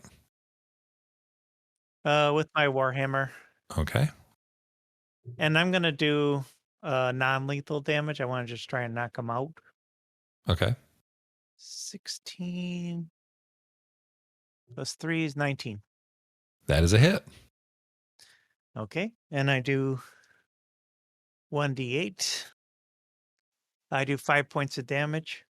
Okay. You knock it down? unconscious. Yes. Am I close enough to hit the other guy? Yes. I'm going to knock him out too, or try to, Okay. because I can use my my ability War Priest to get another attack. Okay. I missed 7. Yes. 7 miss. You are a war priest, but you're not good at it yet. So That 1 out of 2 ain't bad. you knock the one out. Okay, I'm done. So the one is down. Okay. Tunk. I'm going to try to get up there and kill the other one before it can raise the alarm. So I'll Okay. just run across the battlefield. I'm not going to fly, but I'm going to run over and just try to cleave it with my battle axe. Okay. More cleaving. More cleaving. 14. Does that hit? 14 hits. All right. So I'll bring my axe down kind of on his torso for 5 damage. All right. You chop him down. You guys make quick work of these 4 guys right here. Yay, go us. Go us. Yay. we have a prisoner. Yay. All right. I'll drag the bodies into some kind of brush or something, try to hide them. Hey, one's not dead. Yeah, not Okay. the. Not your Dragging person. him into the brush too. We tie and gag him. Yep. All right. So you tie and gag the one. The others you sort of head off into the brush. There's not a lot. A lot of this stuff is burnt. Right. That's why I put it on the map. If anyone could see the map, which I probably will go ahead and post. I'm going to post the maps here one of these days. That'd be cool. Yeah, I'll put them up on Instagram or something. The most of the bushes and trees and stuff like that are completely destroyed in this entire area.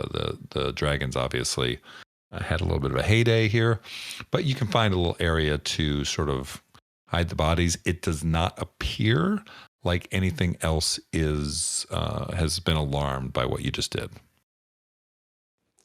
Well, if we couldn't find a place, there is a graveyard like right next door. There is. So can we continue west? Yes. What are you doing with the creature? We're dragging him along. Tunk will pick him up and carry him if he can, like, hog tie him or something. Oh, he's already tied and gagged. We said that. Right, but, like, if I can throw him over my shoulder or something in a way to carry him. As long as it doesn't interfere with my magnificent wings. Okay. Yeah. Do we find some place to interrogate him, or are we just gonna take him along as a trophy? I think we should interrogate him, but not like right when we're in the middle of danger. Yeah, so he's our trophy for now, and we'll interrogate him. All right. So Tunk is carrying a creature over his shoulder that is, I mean, it's considered a small humanoid. Yeah, it's probably about the same size as me. Probably about the same size, maybe a little bit larger. But you're buff. We've discussed that already. You are buff, and yes, you were able to throw him over your shoulder and carry him along. So what are you guys doing? Heading to the west still? Yeah. Yeah. Yeah. See if we can find some place that looks good to hole up for the evening. All right, so you head to the west, and it does not go very far, a couple hundred feet. The river that was heading west is sort of bent a little bit north, and it kind of comes to a point where it meets almost with the mountains exactly. And there's sort of like the mountains have like a cliff side there. So the river runs right up next to the mountain. So there's really nowhere to go in that direction unless you were to go into the river. So you've come to kind of a dead end in that direction. So does the river go into the mountains? No, it runs along the side of the mountains for as far as you can see. So there's no way to go along the mountains where on the mountain side of the river? No, so where the river runs up against the mountains come down, and there's almost like a little cliff there. Oh, it's sheer cliff. We can't scale it. Well, I mean, it's along the edge of it. If you want to try to climb the mountain, we could do that, but it's steep where you're at. There's no mountain pass or anything like that here. It's fairly steep where it comes down to here. Is the water moving fast? Yeah, I was trying to ask that. And is it a wide river? Let's see how fast the water's moving. The water's moving pretty slow. Is it wide? It's probably about 60 feet or so wide. Can we tell how deep it is? It's not shallow enough to where you can see the bottom. Well, I don't think we have a choice. We can't go where the bridge is, so we're gonna have to figure out how to get across.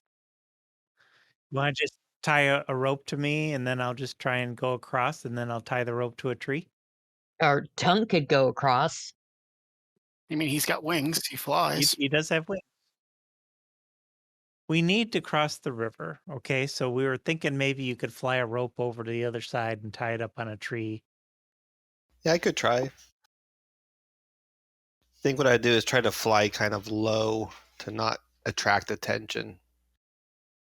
So like fly fishing? Yeah, I'll have to leave you my kobold prisoner while I do that. It might be a good idea. All right, so you're going to fly across with the Yep. rope. With Yep, the right. rope. And the rope. It's about 60 feet across, so you'd need to put at least two pieces of rope together if you have two 50-foot ropes. Yep. I have one 50-foot rope. I do too. All right, so then I'll just take R2 and then fly across. Okay. All right, so you're going to fly across.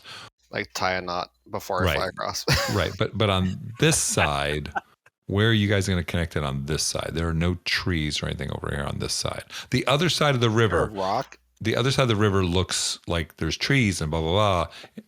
It's not as dark over there, but this side is pretty much scorched earth. Well, we can hold the rope on this side. Yeah, but how is the last person going to get across? We can just pull them in. You can just tie the rope to them, and we'll just drag them like bait. It's called an opportunity for Jim to get back at us. Mm. I'm starting to have Elvira flashbacks, but yeah. So Oh, For those of you playing at home, Elvira was a mule, and they decided in their last campaign to cross a river with the mule, and the river had water elemental in it, and the water elemental came up because there was a couple people on the mule and attacked the mule and killed the mule, and there was a whole fight in the river. So that's what she's talking about. Do we have any better ideas? anybody got a piton or whatever they're called? Oh, Yeah, I do. I got 'em. I do have that.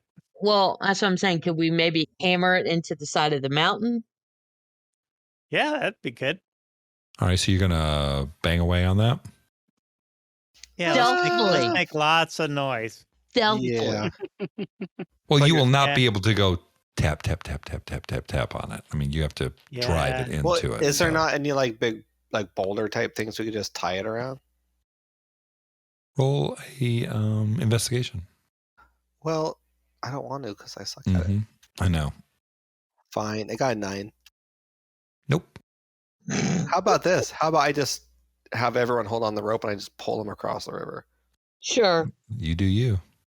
All right, let's just do that. We don't have to tie it down anywhere. So I'll fly across and then just brace myself and pull them across.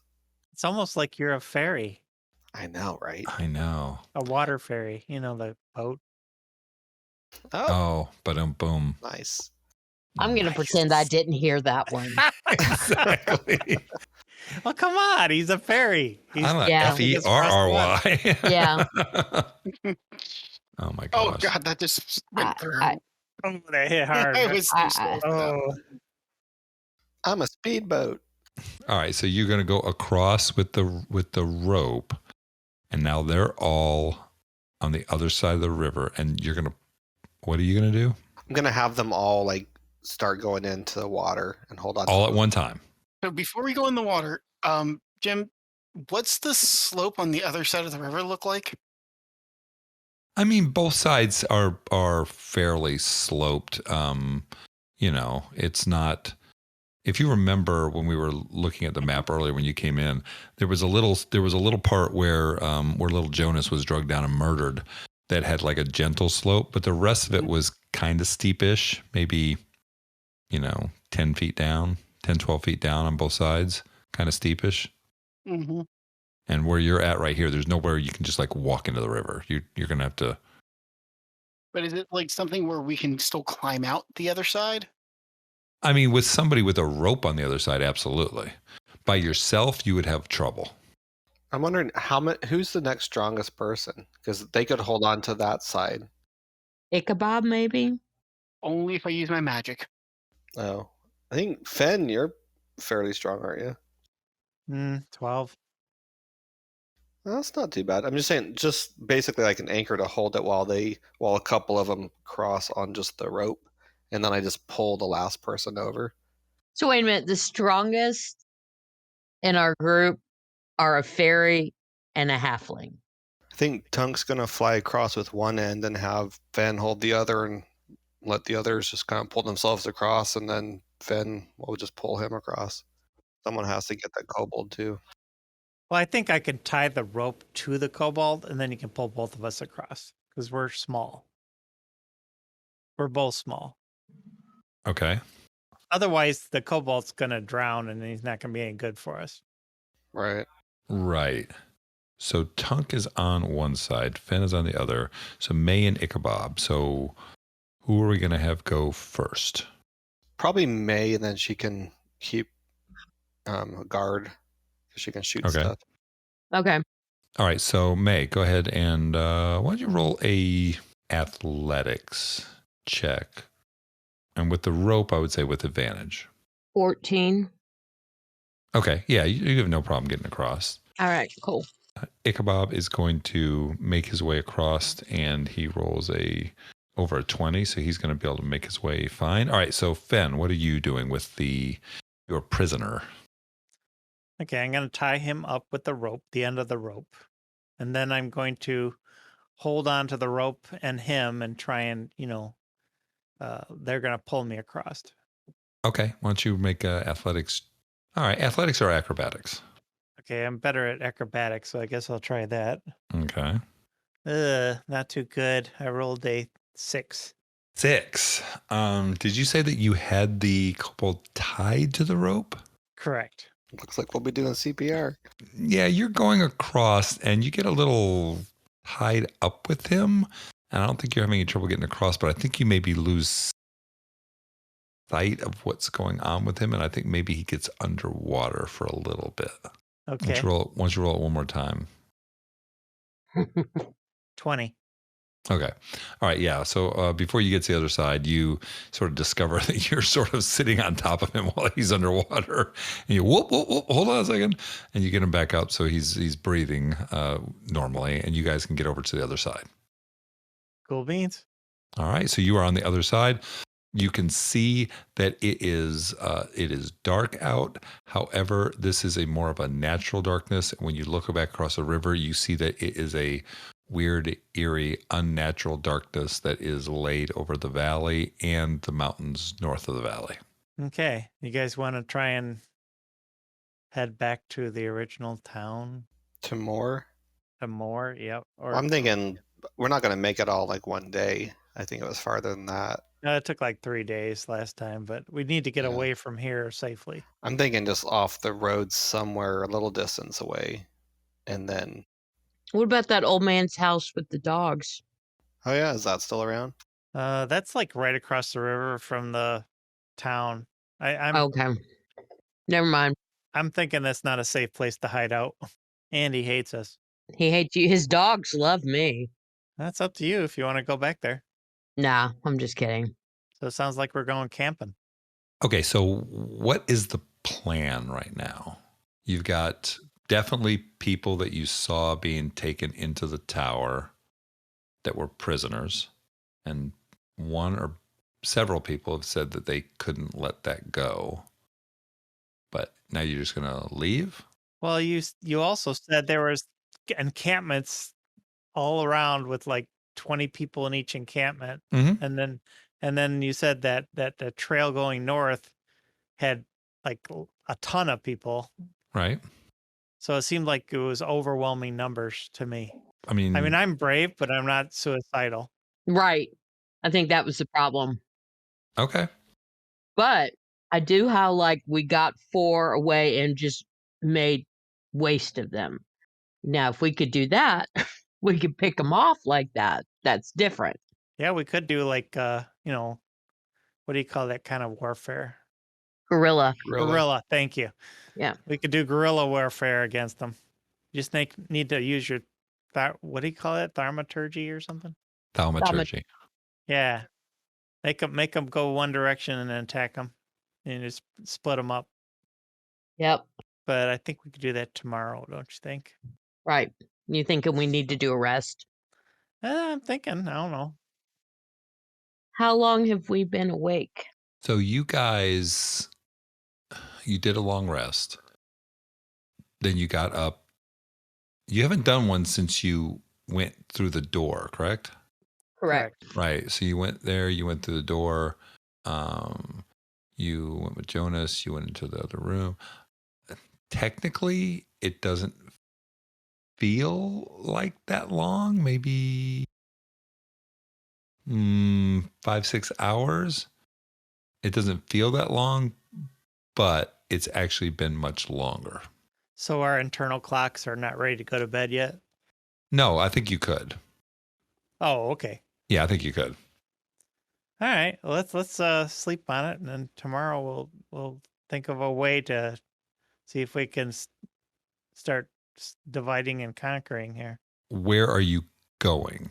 Like there's Into woods. the woods. You're going into the woods. Okay. Along the river, kind of. Okay. To the west. All right. So you're moving a little bit away from the town to the west. Correct. We're trying to get a safe distance from the town. Gotcha. All right. So you get a little bit of how far are we talking about a safe distance? Half mile. Half mile? Okay. All right. So you move a half mile west, sort of along the river, but a little bit south of the river in the woods. I think you can probably find yourself somebody roll investigation. Let's see if you can. No, not investigation. Let's not do that. Let's roll nature. I was going to say nature. Oh, let me do it. I'm a ranger. Oh, let's let the ranger do it. That should be funny. Let's let the ranger do it. Let's see what kind of crap I can do. Mm-hmm. 9. I help you. Yeah. Okay, he helped you. Roll again. 7.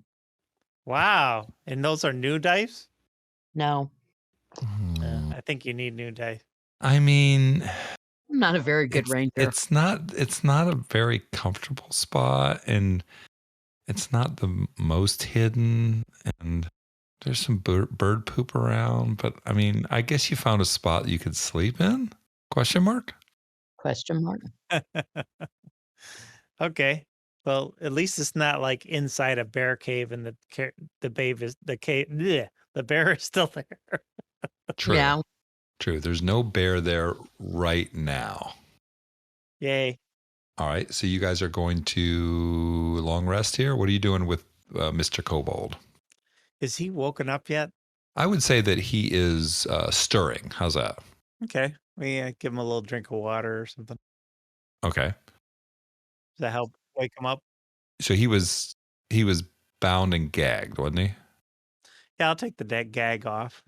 All right, you take the gag off. He starts. You may keep on doing that. Is that a kobold sound? That's my kobold sound. Yes. Oh, okay. Okay. Does anybody speak kobold or anything a kobold would understand? Does I the think Ichabod does. Who speaks Draconic? May? Bob. Oh, May. you do? Sweet. May, you hear him, and he is basically cussing you out in Draconic. All right. Well, I cuss him back in Draconic. And then I say, no, first I look at my party and I'll be like, what do we want to say to him? We just want to know what happened. Yeah, why are they destroying the city? Yeah, what? Okay, so I ask him, why are you destroying this town? Where did the dragons come from? So he is talking to you and you alone, May, because no one else can understand him. Uh-huh. All right. He says, we come from the mountains. We come down to eat. We're going to eat all of the people of the land. Just you kobolds or the dragons? The great dragons have returned, and we worship the dragons. And we're going to feed on the people of the land. Too long have we hid in the mountains. How did the great dragons return? I do not speak to the great dragons myself. One day they were not here. The next day they were here. The great dragons are here. Look at them. Look at them flying over there. Yeah, I see them. What's your point? They are the great dragons. The great dragons will bring death and destruction to all. Yeah, why are you bringing the people to the tower? To the tower? Well, of course, that is where we keep the people that we will be eating later. They should be eating them any time now, within the next couple hours, I would say. Ah, crap. So how did you know to come out of the mountains? The great dragons arose. They arose and started flapping around, and they called to us.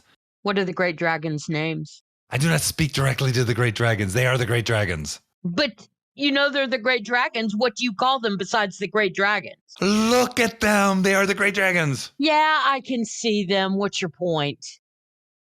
Come and they will feast on your bones. No. How many of you guys are there? I don't know, a couple thousand. I don't know. We are everywhere. How many fingers am I holding up? And I hold up 4 fingers. I don't know, a couple hundred. Yeah, he's worthless. He thinks this is a couple hundred as I hold up 4 fingers. Can I just punch him, Finn, please? I don't care what you do with this stupid thing. They're trying to eat us. Yeah, Tunk. He's all yours. Just walk over and punch him in the head, because that's what I'm good at. Okay, we've got to stop this tower. We've got to stop them. Are you punching to kill? No, I'll just knock him out first. Okay. Knock him out keep before? a prisoner? But just to make sure, I'm like, okay, he's knocked out. Oh, you want me to kill him? And then I'll snap his neck if they say yes. Yeah. Yeah. He needs to be dead. Okay. So you're killing him? I will deadify him. Okay. The prisoner you have just killed. Go ahead. Snap. Okay. All right. So we have to go back. We can't take them all out at one time. We've got to find a way to do this. But we've got to stop that tower. Now, how can we get to the tower? Well, there's really no clear path to the tower. It's right in the middle of everything. And this is where the DM sets up a situation for the players and sits back and tries to see how they're going to figure it out. Or not.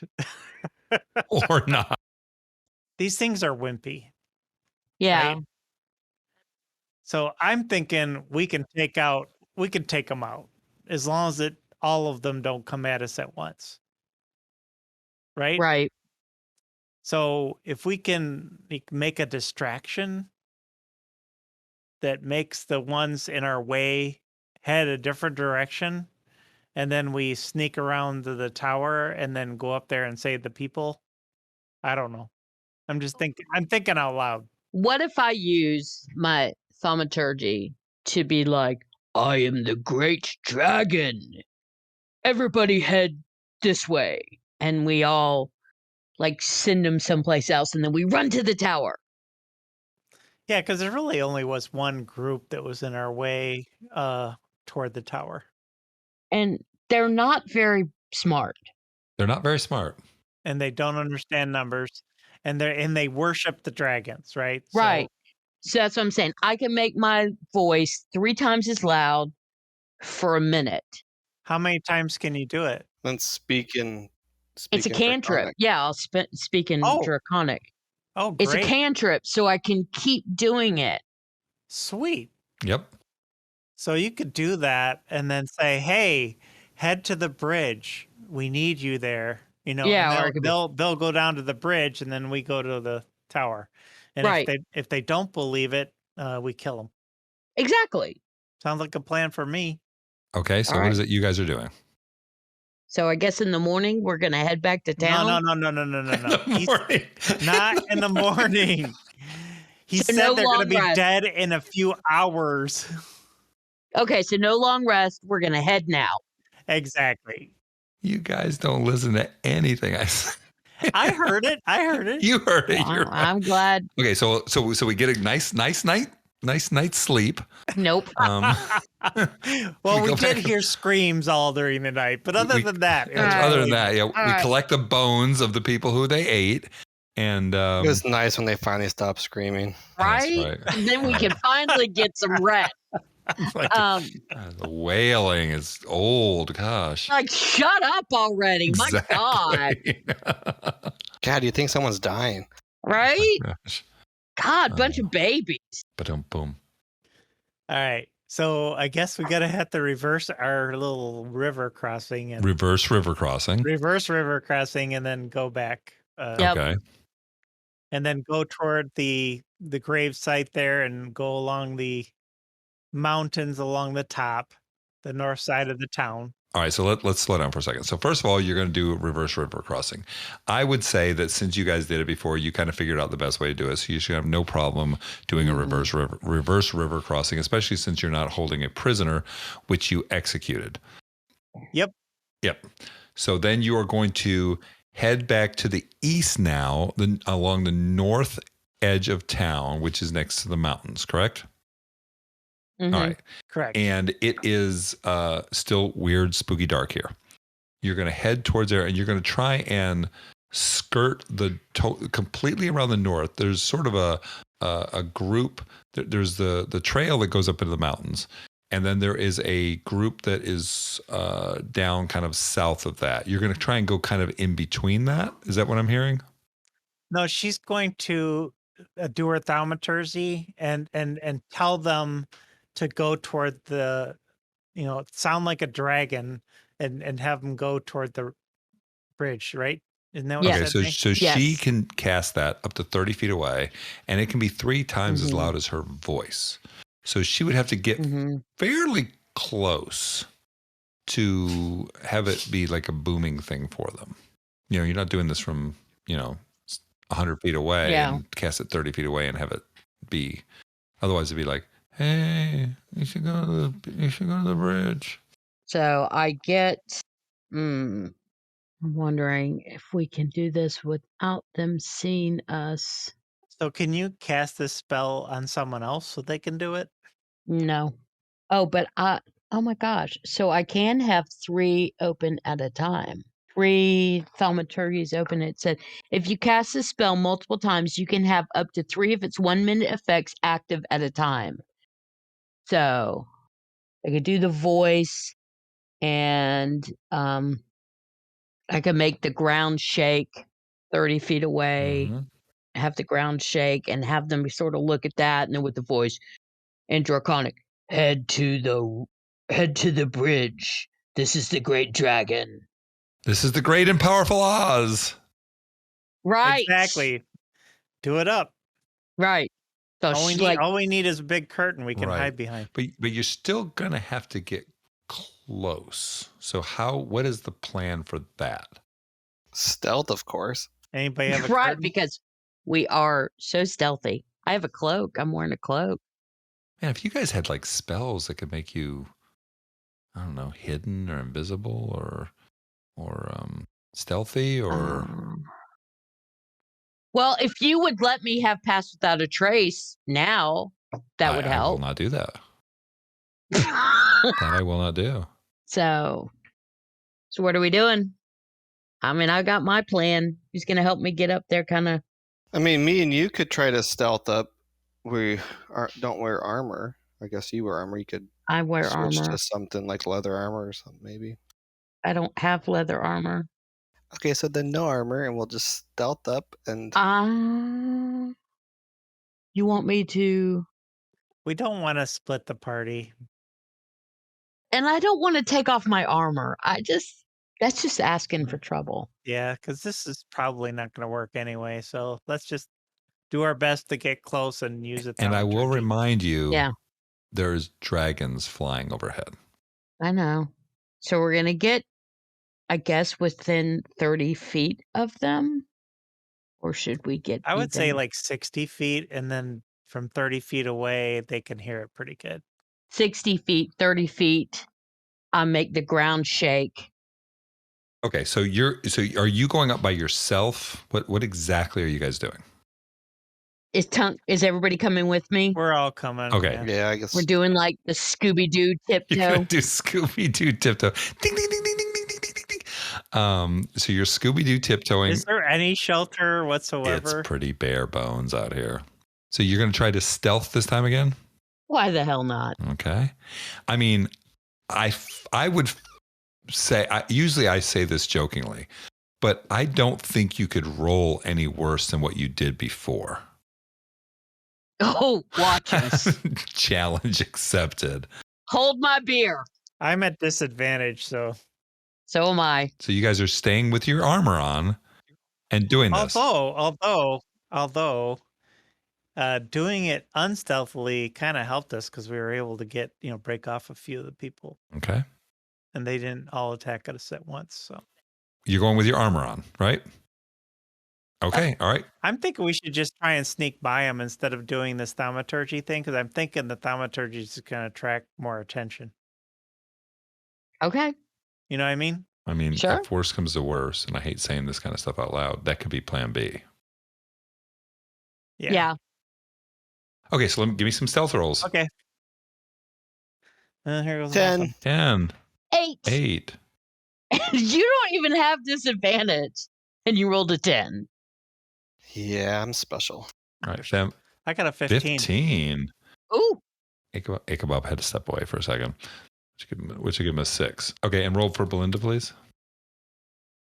Oh, that's right. Yeah, she's with you. 6. 6. Okay. It's still crap, but the 15 is going to pull you up a little bit. Let me roll for them. You're trying to go stealth around them.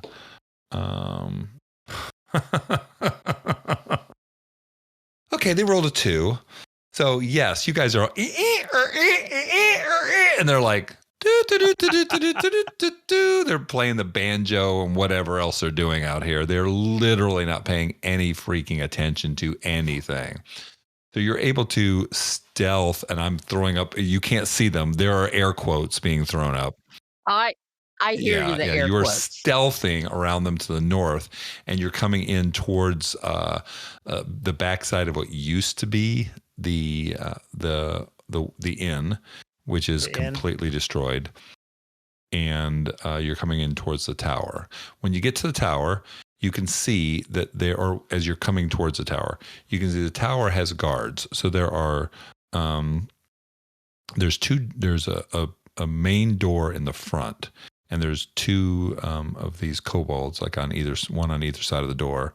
And around back, there's a smaller door, and that also has 2 kobolds at it. What would you like to do? Let's take them out. Yep. Where are the kobolds? So the tower, there's the main door of the tower. Like, I'm assuming right now that you guys are kind of like near the inn area. All right. Right. And you can look at the tower. So in front of the tower, there are two kobolds, and these would sort of be towards the fountain. And then behind the tower, there's a little smaller door, and there's 2 kobolds back there. And since you're looking, why don't you guys roll perception? 21. 17. Did you say 21? Yep. Even though it's dark, there's a little light around from some of the fires and things like that the kobolds have burning. You can see, as you're looking around, you're kind of glancing at everything, the fountain, it appears to be the fountain is flowing. However, it appears to be, from your viewpoint here, which is a little ways away, thicker and darker. But it's a ways away and you really can't tell like colors or anything like that. So it appears thicker and darker than what it was before. I think we need to take out the kobolds in the back. Think so. Okay, can we like ambush them? Like, do you want me to shoot some arrows at them? Yep, shoot arrows. Okay, so now these guys are not 5 feet away from each other. They're on opposite sides of the door. They're about 10, 15 feet away from each other. And they're they're a little distracted. Okay, so I'm going to shoot an arrow at, I guess, the one closest to me. Yeah? Ichabod has a range attack of 60 feet, depending on how close we can get. Do you want to do the other one? I can do the other one. Okay. Yeah, I can take out whoever's standing after you guys are done. All right, so you guys are going to basically try to get a sneak attack on them. Right? Yes. Yes. And I think at this point, they've been out here long enough. They're very distracted. I think that a sneak attack round would occur right now. So go ahead and do whatever you want to do. And you're at least like 60 feet away or so. Let's say 60. Yeah, you can be about 60 feet away from them. So, Jim. Yes, sir.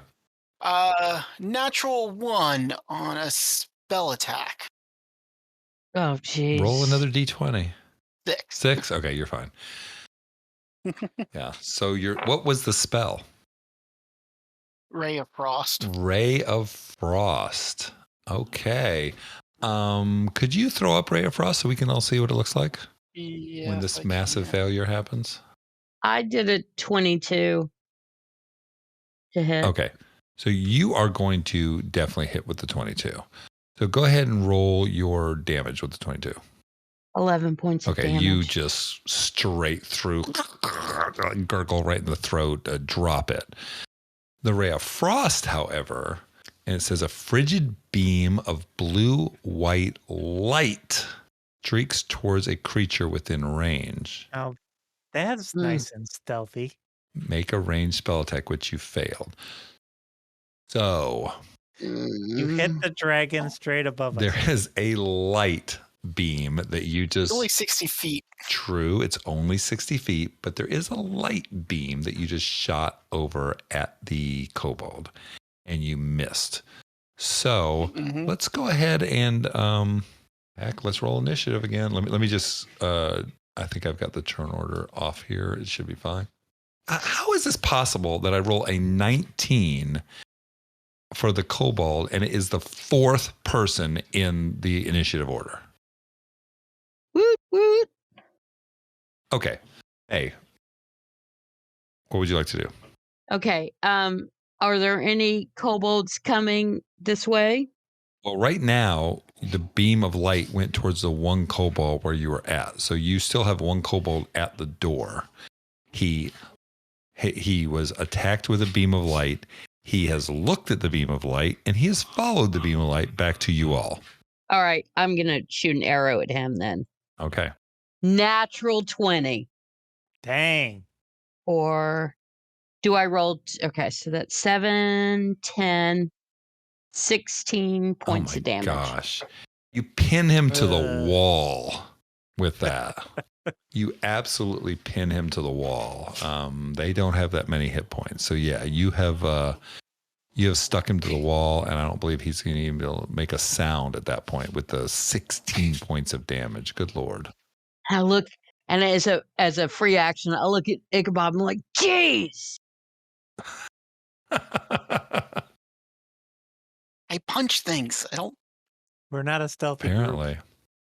That is the first time Ichabod's ever used the his ice bolt thing. Mm-hmm. And the last time. The last time. Yep. That's okay. My rage spell was going to be guiding light, and that would have been done the same thing. Wow. So I just shut up after he did that. Guiding light, yeah. No. Not going to do that. Not guarding light, Okay. guiding strike. Oh, sorry. gotcha. So we're at a back door. Yes. So Is there a door Yes. So where there's we're a at back now? door to this tower, and you are at it. Should we want to go in? Absolutely. We need to get in there quickly Yep. So we and go drag the in. bodies in there with us. Let me Oh. see, just for instance, since there are dragons hovering overhead, whether anyone God. noticed that little beam of light. Well, I couldn't roll any worse than that. So a 1 says no. Nobody was looking. God dang it. Well, at least it's even, right? Yeah. We rolled a run, you Yeah. rolled a run. All right. So, yes. So you are at the back door. Is the door unlocked? I don't know. You can try it. Absolutely, I'm trying. Okay. Yep. It is unlocked.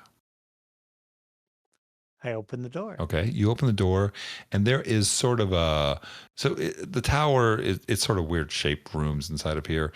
The room is maybe triangular-ish. It's about, I would say 30 by 30. There's a door you walked in, and then on the opposite side of the room, there is another door. It's just kind of like an antechamber here. What's that? Is there anyone in the room? There is nobody in this room. But the other door is probably where the other guards are. Yeah, but is there a stairway up or something? Not where you're at now. Well, we got to close the door that we just Okay, entered. so you're going in and shutting the door behind you? Yeah. All right. You just roll a stealth roll just for grins. Oh my God. Just for grins. What you're torturing us. Is he with 17 disadvantage or 17 with normal? disadvantage. Oh my gosh. I got a 15. Oh with my disadvantage. gosh. Hey, I rolled a natural 20, Whatever. so Okay, so we got a 17. We got a, what would we say, a 15? Correct. yep. You want it from all of Heck us? yeah, you're all there. I got an 11. What, this is perception? No, it's not perception. Stealth. This is stealth, baby. Oh, stealth. Oh, We're sneaking I'm in sorry. the door. Yeah, you guys are sneaking in. oh wow. 15. And that's with, you're a disadvantage also? Woohoo! Yeah, it did. I rolled a 19 and a 14. Gosh almighty. Okay, you guys all, for some odd reason, you can just like Fred Flintstone toes, like, diddle-diddle, and you're in the building, and you shut the door behind you. We are on an adrenaline rush from killing all these kobolds. Okay. All right, so we look around for a way to get up the tower. There's a door on the opposite side of the room from you. Can we listen at the door to see if if we hear Who's anything? listening at the door? May will listen at the Okay, door. go ahead and listen. I'll help by putting my ear up against the door halfway down. Well, in that case, I would say you both would be listening at the door. Fine. Just do I hear anything? What'd you roll? I got an 18. It's perception. Perception, yeah. You got an 18? 15. You both can hear some low, very low, quiet sort of speaking. May, you understand it to be draconic. You can't really, you're not really catching the words, but you can tell kind of like by the speech. And Tunk, you're not really catching anything about it, but you can hear something that's very, very faint on the other side of the door. So now might be the time to use thaumaturgy. What are you going to do? Attract them into here? Well, I don't know. You just really want to use the spell. Yeah, she does. I'm going to use Druidcraft to make a flower bloom. Like if we could do whispers away from us. I'm just trying to get them away from the door, or we could just open up the door and. Or you could use it and Draconic tell them to come out here and you've got orders from the master or something. Right. And we clobber them. Yeah, I'm probably just going to clobber him. Yeah, I think we should just rush them. Yeah, so we do that. So we use the thaumaturgy to do that. I've heard 3 different things you guys said you were doing. Yeah, I didn't think you were going to use it. I thought we were just okay. gonna So we're just going to do open it. the door and run in there. Go ahead. So we don't know how they're going to react to Make the explosion noises as we run in because it'll be epic. Well, no, because we're trying to be stealthy. Are we really? The Well, dice tell a different not all of us are, obviously. We're trying to be stealthy. There's a difference between trying Yeah. to and being. We need a lot more. We need practice. Mm-hmm. Yeah, we need a lot of practice. Okay. All right. So on the count of 3, we rush in there. All 1. right. Wait. Hold on a two. second. Hold on a second. So right now you're on one side of a door. So it would be a single person passing door. So what is your, like, I want to say marching order? What is the idea behind how you're going to be coming through this door? Tongue wants to charge in first. Tunk and Fen can both run in there while May is shooting over our heads. Exactly. So Tunk first and then Fen? Well, we can both go in. We're small. Don't think it works that way. I think tiny. Yeah, We could you guys are not file it. tiny. Okay. Tunk first, then Fen. Okay. All right. So we have Tunk and then we have Fen. So are you guys just like standing in like a conga line, like a straight line, Yes. getting ready to run in? Oh yeah, that's right. We're just gonna open the door and rush in. Okay. Order. So Tunk, Fen. Who's next? Ichabod and May's gonna shoot. Mm-hmm. Okay, May. Okay. So Tunk, are you opening the door? Yeah, we're gonna count to 3. On 2, I'm gonna use Druidcraft and make this the faint odor of a skunk. And then on 3, I'm gonna burst through the door and just start chopping things. Hopefully kobolds. All right. So 1, So you're passing gas? Yes. 2, Magically. you grab the door and pull it open. Correct? You Door pull it flies open. Yep. Immediately, poof, there is smoke everywhere in the room. A choke bomb goes off. Oh, Damn it! kobolds! Good thing I cushioned the smell with a skunk odor. Good thing I don't breathe. Right. So right now, all of you, if you're able to be, are poisoned. Do we get a save or anything?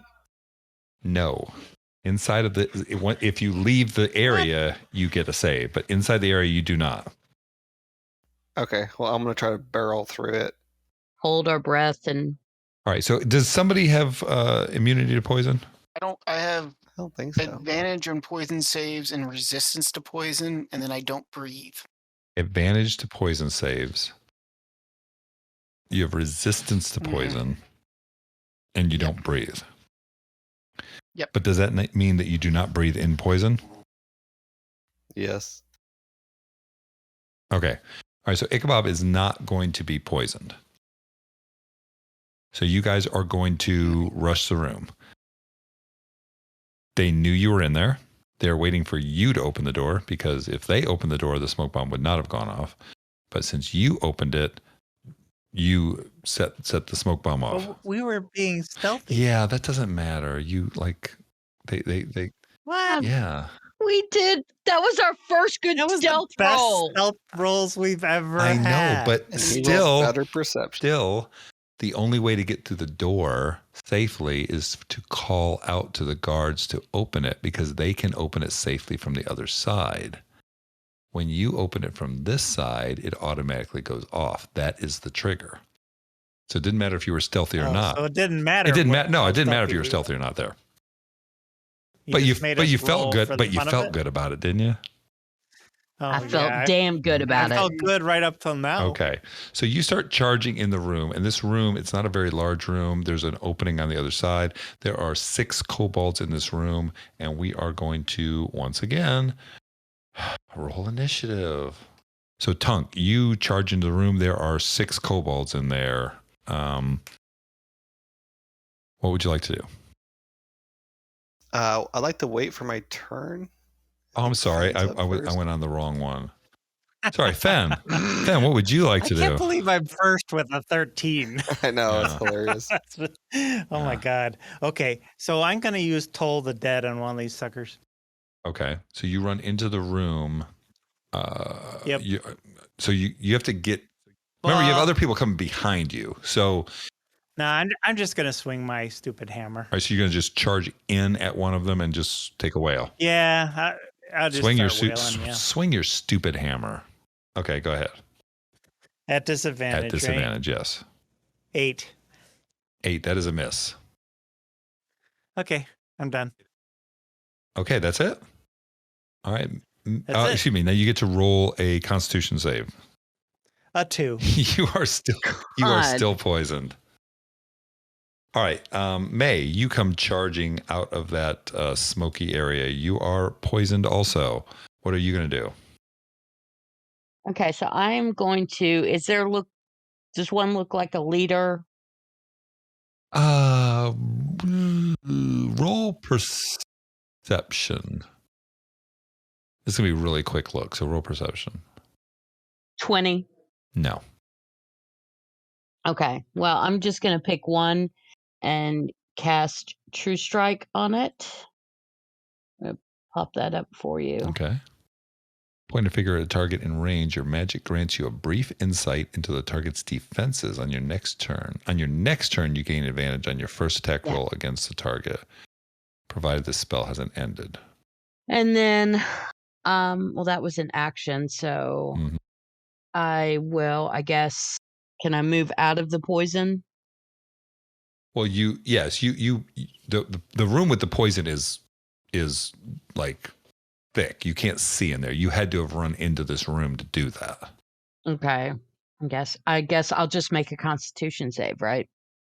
Well, first of all, you cast the spell. Right. That's an action. Right, but your magic grants you a brief insight into the target's defenses. Right. Oh, so it doesn't actually tell you anything. No, it just gives you advantage. Okay, I thought I was supposed to tell you something about. No. What It just gives me an advantage on my next turn, but I figured since I have disadvantage, it'll even it out next turn. And I guess I just want to do a Constitution save. Yes, ma'am. If you make this one, you'll just have straight up advantage on your attack. Exactly. So I rolled a 10. You are still poisoned. I like this. This is fun. Okay, Tunk. All right. How close is the closest one?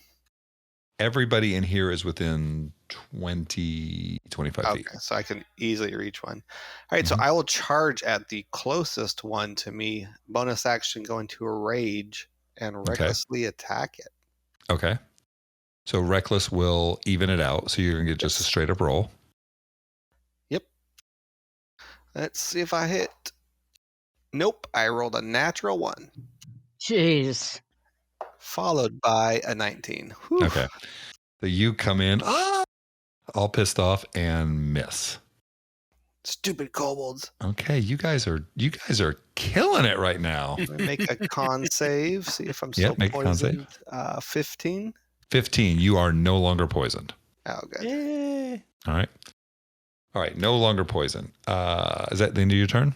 Yeah, Yes, that was because you that's did all I that. can do. All right, Ichabod. All right. So can I flank the one that Tunk charged? Can you do what? Can I move to flank the kobold that Tunk charged? I would say no. I would say that the kobolds are all in the room. You guys are charging at them, and there's 6 of them, and there's 4 of you coming in there. There's no way you'd be able to get around to the other side of it. Okay, then I'll pick whatever was the closest one I can get to. Okay. Then I'm not poisoned, correct though? You are not poisoned. You don't need to breathe, and if this ingests in order to poison you, then you don't breathe, so you're not poisoned. Yay. Okay. So I'm attacking with my thunder gauntlets. Thunder. And they're not noisy at all, right? No, they're not noisy. Thunder gauntlets aren't. Are we sure about that? They do not describe themselves as being noisy. How about this? I'll read the description. The label sounds like noise. The label sounds like noise. Each of the armor's gauntlets count as a simple melee weapon. While you aren't holding anything in that hand, it deals 1d8 thunder damage on a hit. Creature hit by the gauntlet has disadvantage on attack rolls against targets other than you until the start of your next turn.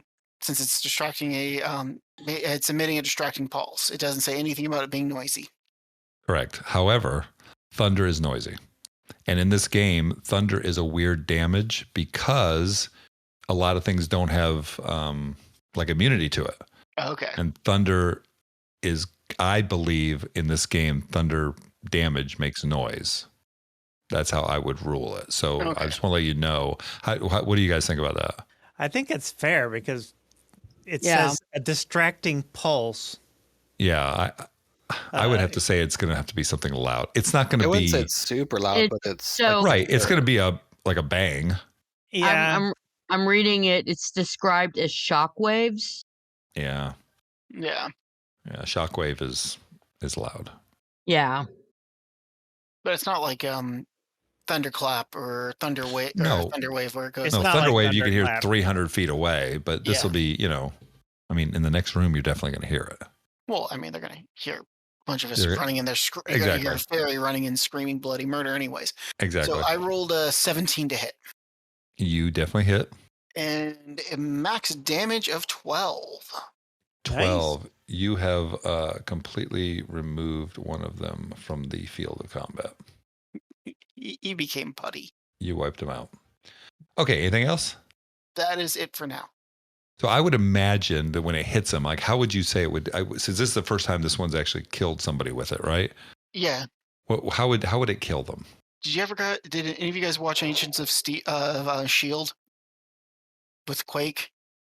But anyways, more of what since he's not actually making contact and it's that waves pulsating and basically it just crushes in a spot of him. Okay. Like just basically throws the punch at the kobold, and then there's basically a dimple forms in him, and he drops. Oh, okay, cool. Yeah. All right. Like basically enough the shockwave just hits the kobold square in the chest, and it just goes. So does your fist not hit him? Yeah, that's how I was rolling it, since it's like supposed to be thunder waves. It's not that the fist is actually making contact. It's that basically make the punching action towards it, and then the thunder basically comes off. Okay. It's still a melee attack, so it's not like it's not like I have reach or anything. I still have to. It's the 5-foot reach melee attack. Right, but so how much damage did you say you did? It's 1d8 plus 4. I rolled an 8. So It is plus 12. what is the plus 4 for? Intelligence modifier. Oh yeah. Okay. Yeah, because it's not a spell; it's a weapon. Gotcha. Yeah. Okay. Yeah, you dimple him, and Yep. he crumbles. Okay. Anything else? Nope, that's it. All righty. We got kobolds. Yes, we do. Kobolds like pack tactics. So they are going to try to gang up on the first couple people that came in the door, which would be Tunk and Fen. So Tunk, a couple of them are going to attack. Let me see who's going to get 2 and who's going to get 3. It's going to be high. Fen, you're going to get 3 of them attacking you. These guys are work much better in teams. In fact, they have advantage on attack rolls against creatures, or at least one of their kobold allies is within 5 feet of the creature, and the ally is not incapacitated. So Tunk, let's start off with you. You're going to have 2 kobolds. All right. So the first guy on you is going to roll. Oh, look at that! A pair of 3s. With a plus. Wait, hold on. With a plus 4. No, those miss. Still miss. The next guy Close though. is going to have a 13. Misses 15. That misses. Okay, so both of them miss you. The 3 that are on Fen, All rolled 20s. we have a 21.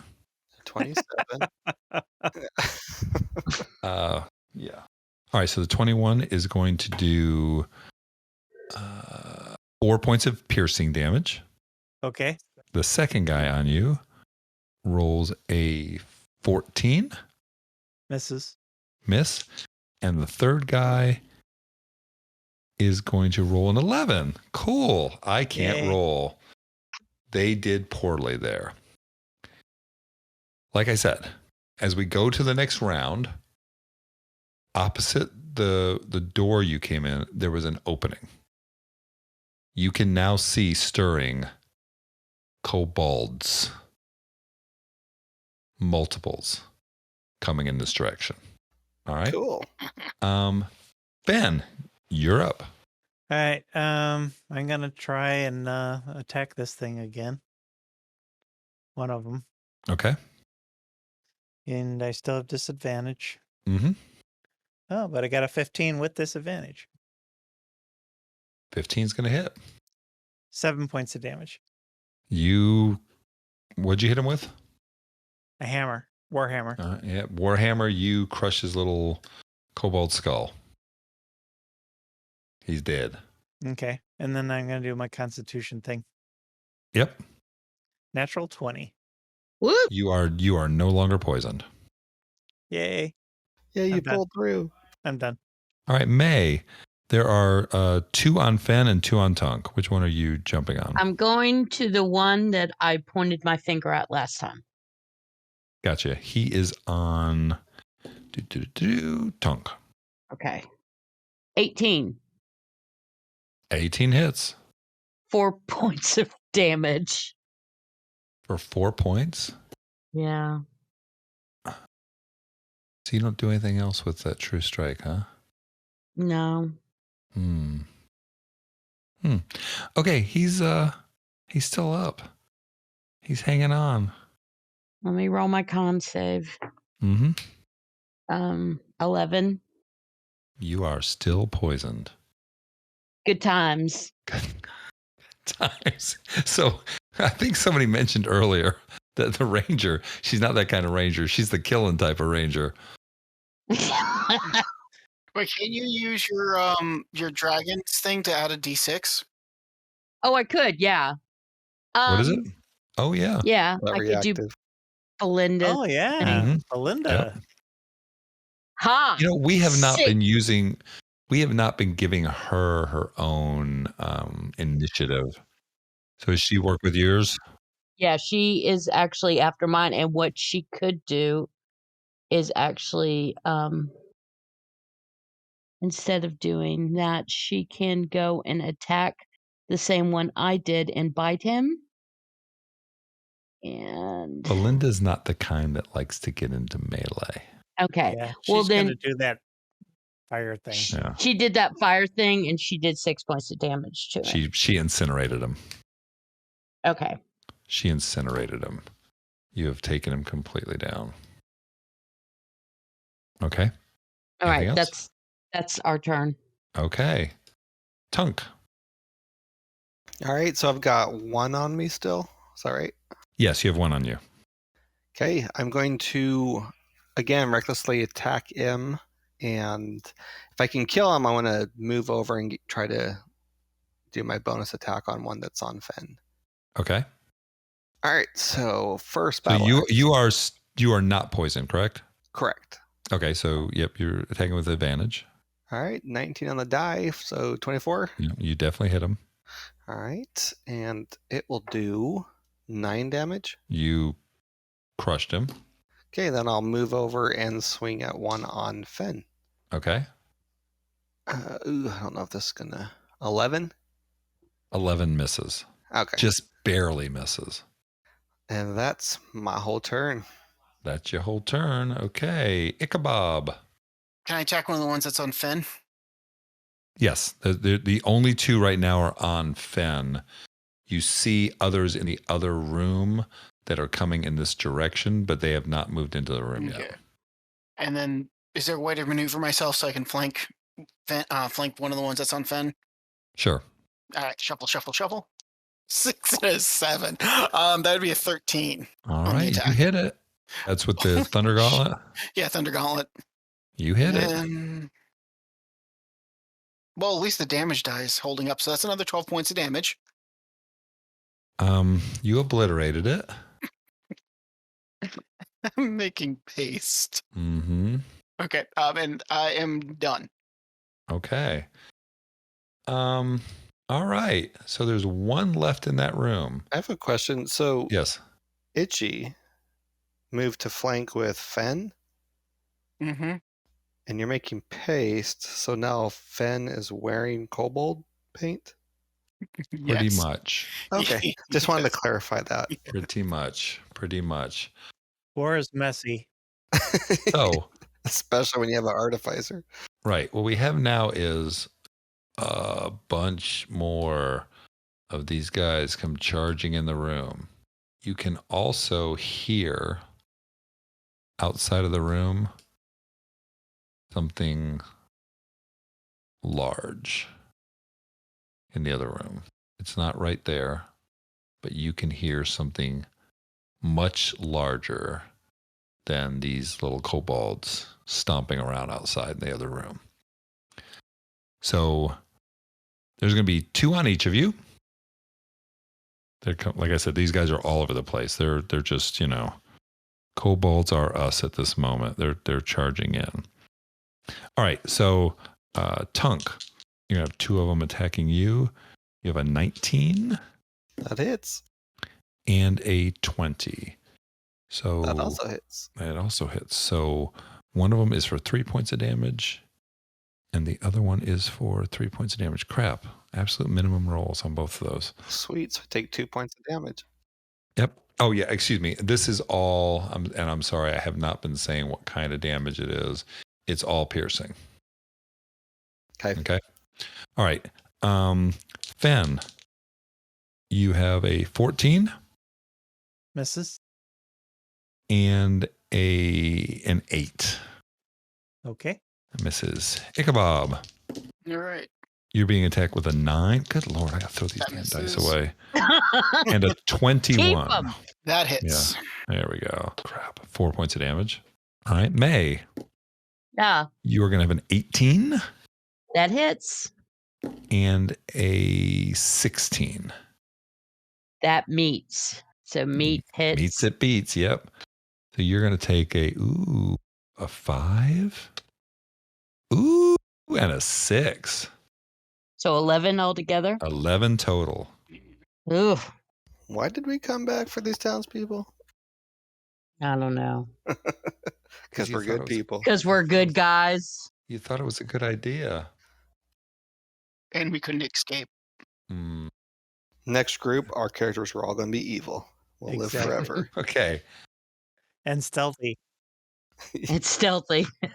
No, that's not what I've already pictured in my head. Oh, wait, hold on a second. Is everybody that was poisoned not poisoned anymore? No, May's still poisoned. Did you roll for it yet? No, it hasn't been my turn yet. But everyone did roll. So you're the only one that's still poisoned. Yeah. Okay. All right, Fen, back to you. All right, I got 2 guys on me. Mm-hmm. And I can't see where everyone's at as far as their hit points. So I'm just running this blind. So I'll tell you when I'm dead. Okay. But just let me know. I have some. I'm not quite bloodied. Okay. Yeah, me too. Okay. Yeah, I'm literally not trying. I'm not helping or hurting. I can't even see you guys' hit points at this point with where I'm at. So this is a fun part. I just do damage. I rolled a 20. 20 will hit. And 5 points of damage. And you just barely crush him. Okay, I'm going to use my warrior trait, War Priest, Mm-hmm. and get another attack. And Okay. attack the other guy. Yep. 15 hit. That hits. 11 points of damage. You crushed him too.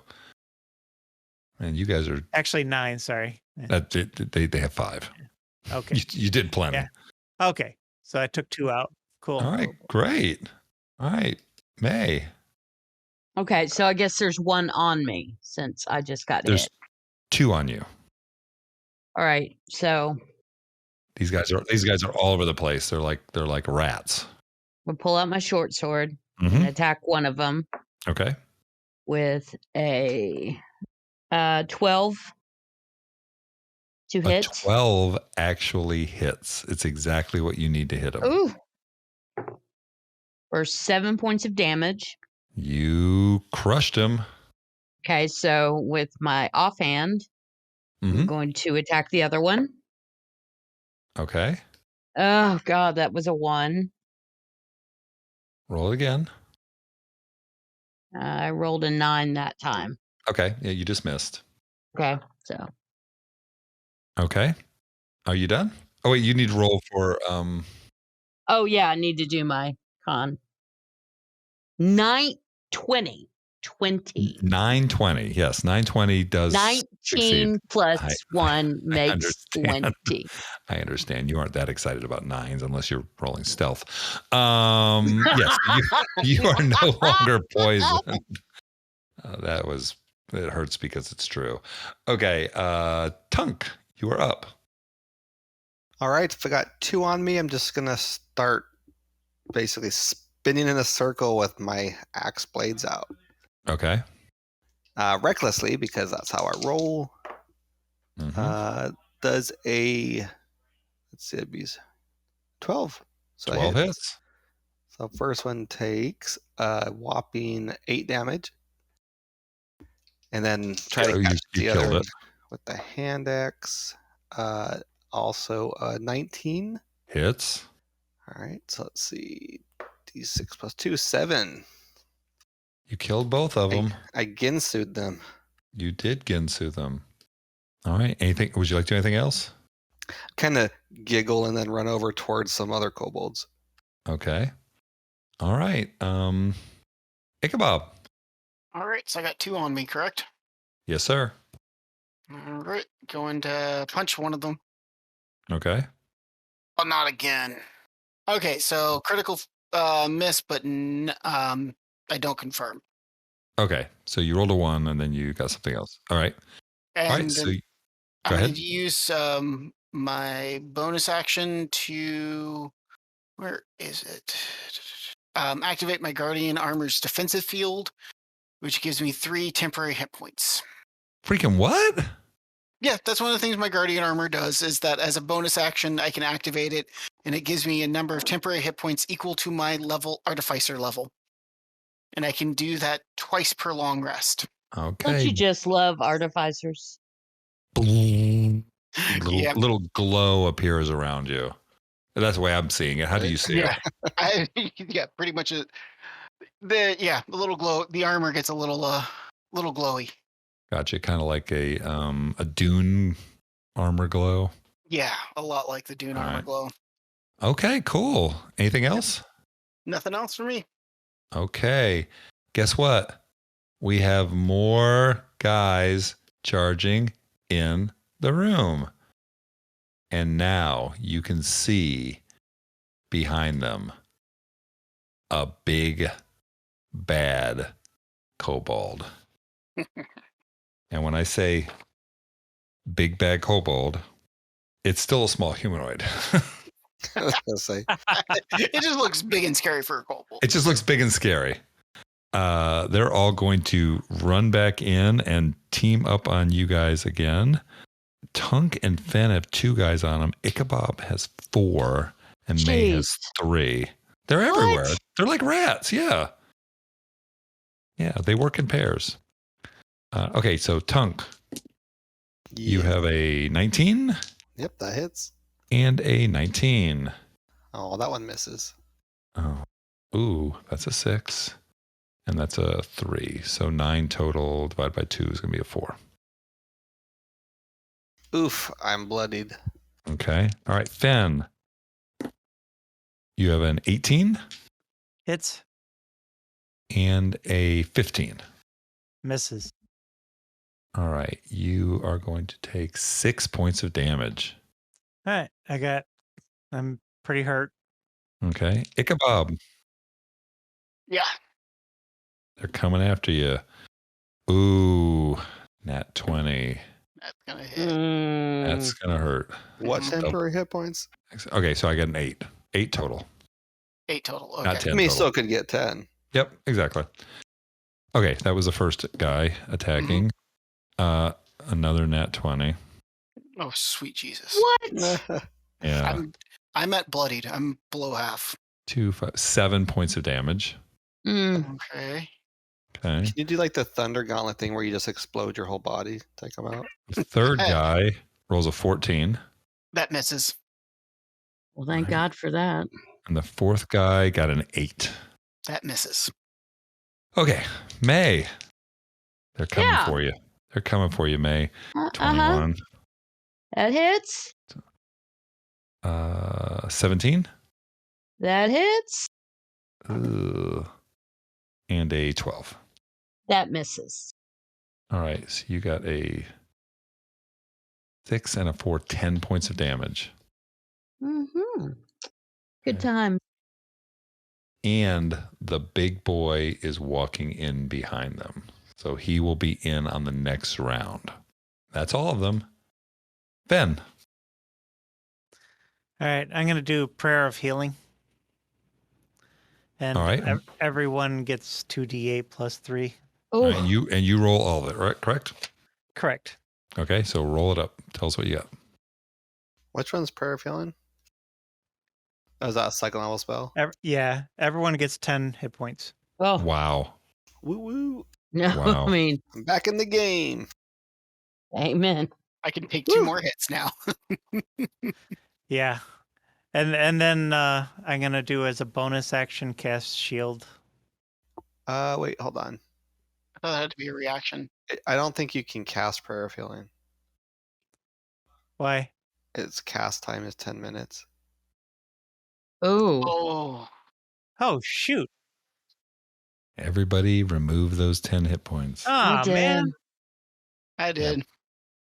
Sorry, Yeah. that's why you got to be a rules lawyer? No, That's why we got to throw the spells up when we do it. I didn't on purpose so he wouldn't look it up. I know. I was trying to cheat there, but he didn't. He caught me. So Did I let's say back it up. I meant half of a round. He can cast it twice around. All right, I Mhm. guess if I can't do it, I guess I'm going to just have to attack. Yeah. Okay. So you're going to attack? Yeah. Okay. And then you said there's 2 on me right now? There's 2 on you, yes. All right. First attack. 20. That will be a hit. 3 points of damage. Okay, you have hurt him. I'm going to use my War Priest, my last one. Mm-hmm. Yep. On the same guy? Same guy, yeah. Okay. I missed him. Okay. All Well, righty. unless 11 hits. I don't know. No, it's close. A 12. You need a 12. Okay. And then I cast shield. Okay. All right. So you can actually, if you want to, you can wait for shield if you want to, because shield is a reaction. So if somebody were to hit you, you could just say, that's going to hit me. I'm going to cast shield. Yeah, this is different. It's different? Yeah. Throw it up in there. This Let's see is throw it up there. shield of faith. Oh, not shield. Yeah, so it gives you a flat +2 for. Faith. Yeah. Okay, gotcha. Okay. So Shimmer Field surrounds a creature of your choice within range, granting a +2 bonus to AC for the duration. The duration is... What is the duration? 10 minutes. Okay, so it's concentration too. Right. Okay. So you are concentrating. Yeah, so basically I have to be alive for it to work. I have to be up. Right. I might as well just cast it on myself. Correct. Try and, so I'm going to bump my AC up by 2. Gotcha. Okay, perfect. I'm done. Remember that time when I said something and got the party killed? Yeah. I got something up my sleeves. So okay, so the war priest thing is not a spell, correct? Correct. Okay. That's a trait. Okay. All right, we're good. All right, May. Yeah. What would you like to do? Yeah? What would you like to do? I would like to stay alive. Well, you got a big old all these other goblins are like kind of like crawling around. This guy's coming in, he's got armor on, he's standing more upright. He looks tough. And he's yelling in Kobold, and you can hear him.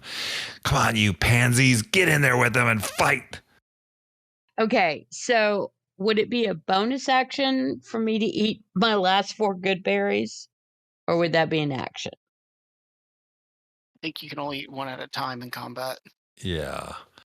I don't know. I mean, have you ever seen someone just like a handful of blueberries? Yeah, just shove them in your mouth. Like a chipmunk running around with just Right. packed.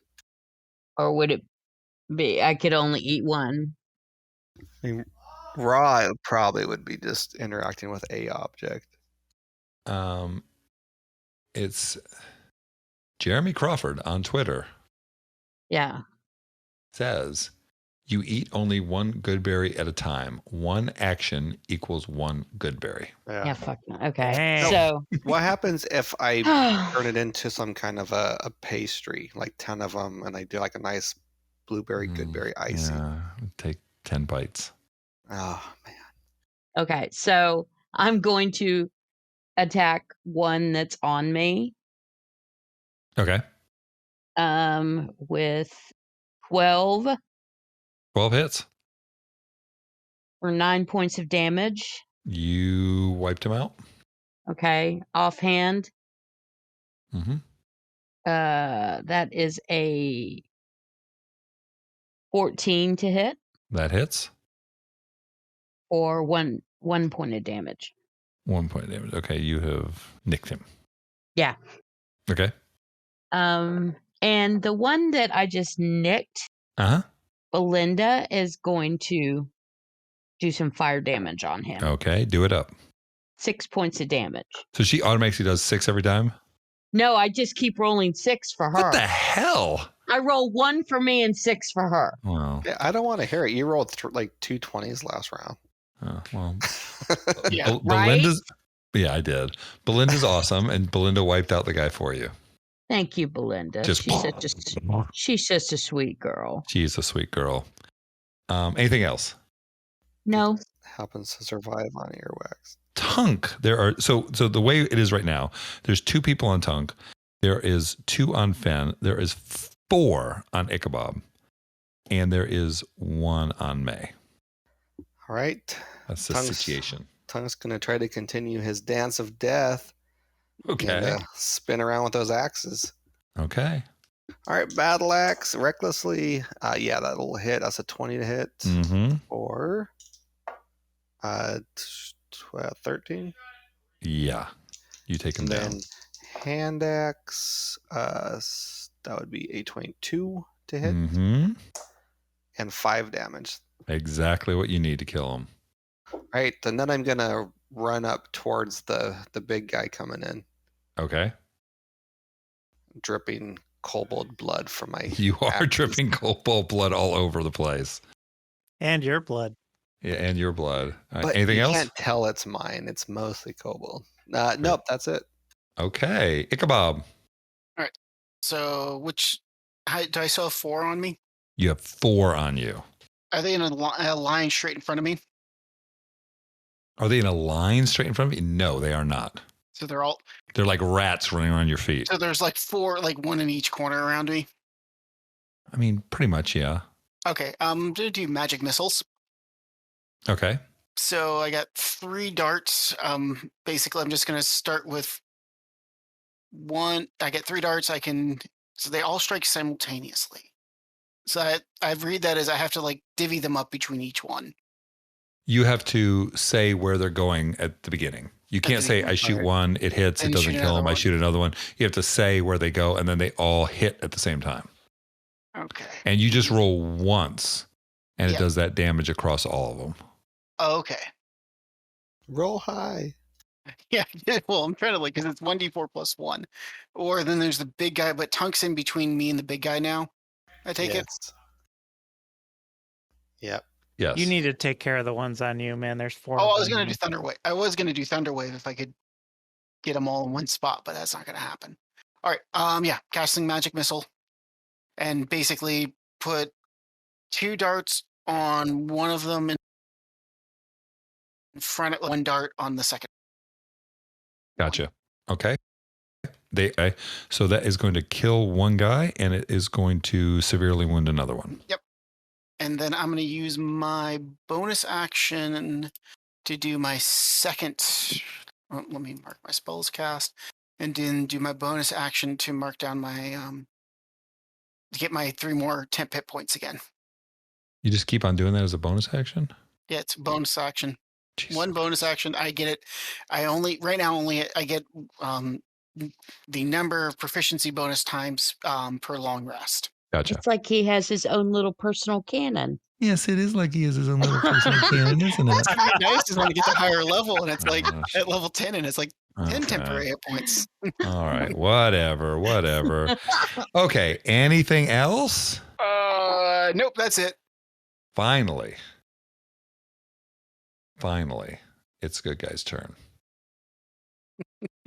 So he is directly in front of Tunk with two of his little partners that are rolling in with him.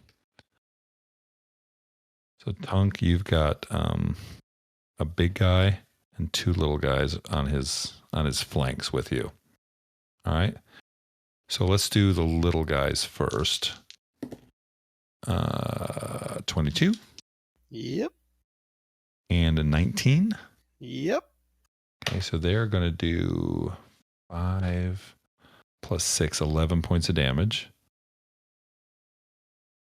Okay. The big guy, however, bum, bum, bum. He makes 2 attacks. Yikes. And he's involved in the pack tactics, so he's going to get advantage. Well, they all get advantage anyways because I'm recklessly attacking. Oh, true. He is a +5 to hit. Ooh. Okay, so he gets his 2 attacks. The first one is a critical hit. Sometimes you crit. Sometimes you crit. Where's poor Tunk? Well, So that one is going to be, and I'm going to roll Tunk's over there double the die. and over there. So a 2 and a 1, which stinks, +3. So that's 6 points of damage. All right. All right. And the second one is a 16. That hits. Okay. 16 hits for 5 points of damage. And you have to roll a Constitution saving throw for both of them. All right. So Constitution, first roll, 22. Okay. That passes. Second roll, a 20. Perfect. You're good to go. Okay. Now we're going to Ben. Ben, you have 2 people on you. These guys are +4, so that's a 22. And a 23. Ooh. Oh, my Lord. Ben, you're going to take 6 plus 3, 9 points of damage. I'm down. Ben is down. Oh, he beat me to it. All right, Ben is down. Okay. On Ichabod, there's 3 guys on you. Yep, We have a 20. that hits. We have a 13. Misses. And we have a 22. That hits. Oh boy. 4 and a 4. So 8 points of damage. All right, I can't take any more hits. Okay. May, you have 1 guy on you. Yep, And he rolled a 21 that hits. for 5 points of damage. I'm down. Okay. May is down. So we have Fen and May are down? Mm-hmm. Mm-hmm. Yep. And Okay. 2 more are tottering. Yes. Yes. Fen and May are down. Tunk. All right. I'm going to try Wait a to. minute. Don't we get our death saves? No, there are no death saves right now. What you all notice is that the kobolds appear to be attacking you with the flat of their blade. It seems like they're trying to take prisoners, not just murder people. Isn't that nice of them? Tunk. All right. I'm going to do both attacks against the big kobold, air quotes, big kobold, attacking recklessly. Okay. All right. Battle axe, 22. 22 hits. All right. It'll be 13 damage. Whoa. Okay. And then the hand axe, 23 to hit. That hits also. And that will be another 7 damage. Wow. Okay. You have wounded him. And as my free action, I will bleed a little more. You bleed a little more. Okay. Blood happens. Okay. Ichabod. Okay. So I got 3 on me. In there. You have 3 on you, yes. Second campaign's going to start real quick, isn't it? I know. Step back and just thunderwave everything in the room. That's what I'm trying to think how I can do. You could probably, with the 3 of them, if you, I would say you could probably thunderwave the 3 of them. At least 3 of them. The problem is which direction is Tunk going to be? In whatever direction gets all the party. Well, half the party is dead. So Yeah, don't because I worry don't about want it. I don't want the 2 that are down. Yeah. So I would say, why don't you do this? If you want to do Thunderwave, let's roll to see how many of the 3 you can do without hitting anybody else. Okay. Okay. What do you want me to So roll for if that? it's roll a d6, 1 or a 2, you can only hit 1. Mhm. 3 or a 4, you can hit 2. 5 or 6, you can hit 3. 4. Okay, so you can hit 2 of them. Cool. All right. So Now you have 1 that's down, that's hurt, and you got 2 that are full on. But full on is 5 points. So you tell me who you want it to go towards. kind of get the 2 that are full on. Okay. All right. And so they needed to roll a con save. DC of 14. All right. They rolled a 9 and a 13. Okay, so they both fail. They take 7 points of thunder damage. You took them down, completely They send their obliterated them. bodies flying. Yep, they go flying across the room. Ichabod, you are going to have, oh boy, 12 on you. You're going to have 7 on Tongue. You're going to have 2 on you. Let's just start with Ichabod and just see what we got here. Okay. We've got a 16. That meets. That hits. Okay. And a 12. That misses. Okay. So 16 is going to be 3 points of damage. That puts me at 0. So does Right. that drops you at 0, or are you still up? No, it drops. It's Oh, okay. So now you're dying. Sweet. So- Don't worry, guys. I got this. Okay. There's 4 on you, Tunk. Let's do the 3 little ones. I got 4. You only had 2. That's a 12. That's an 18. That hits. So what are your feelings on satyrs, Jim? Just asking for a friend. Feeling on what? Satyrs To play a Oh, safe. gosh. is a playable race. Just Oh my gosh. asking for a friend. A 10 and a 19. So 2 of them hit. Yes. All right. That is a 4 and a 4. So 8 points. So 4 off of you. Ha, joke's on them. I still have 2 hit points left. That's not the big guy. Yeah, I figured. Yeah. He rolls a natural 1 followed by a natural 1 and decapitates himself. I am, yeah. Yeah. No. The big guy is going to. Wait, is that Rhett?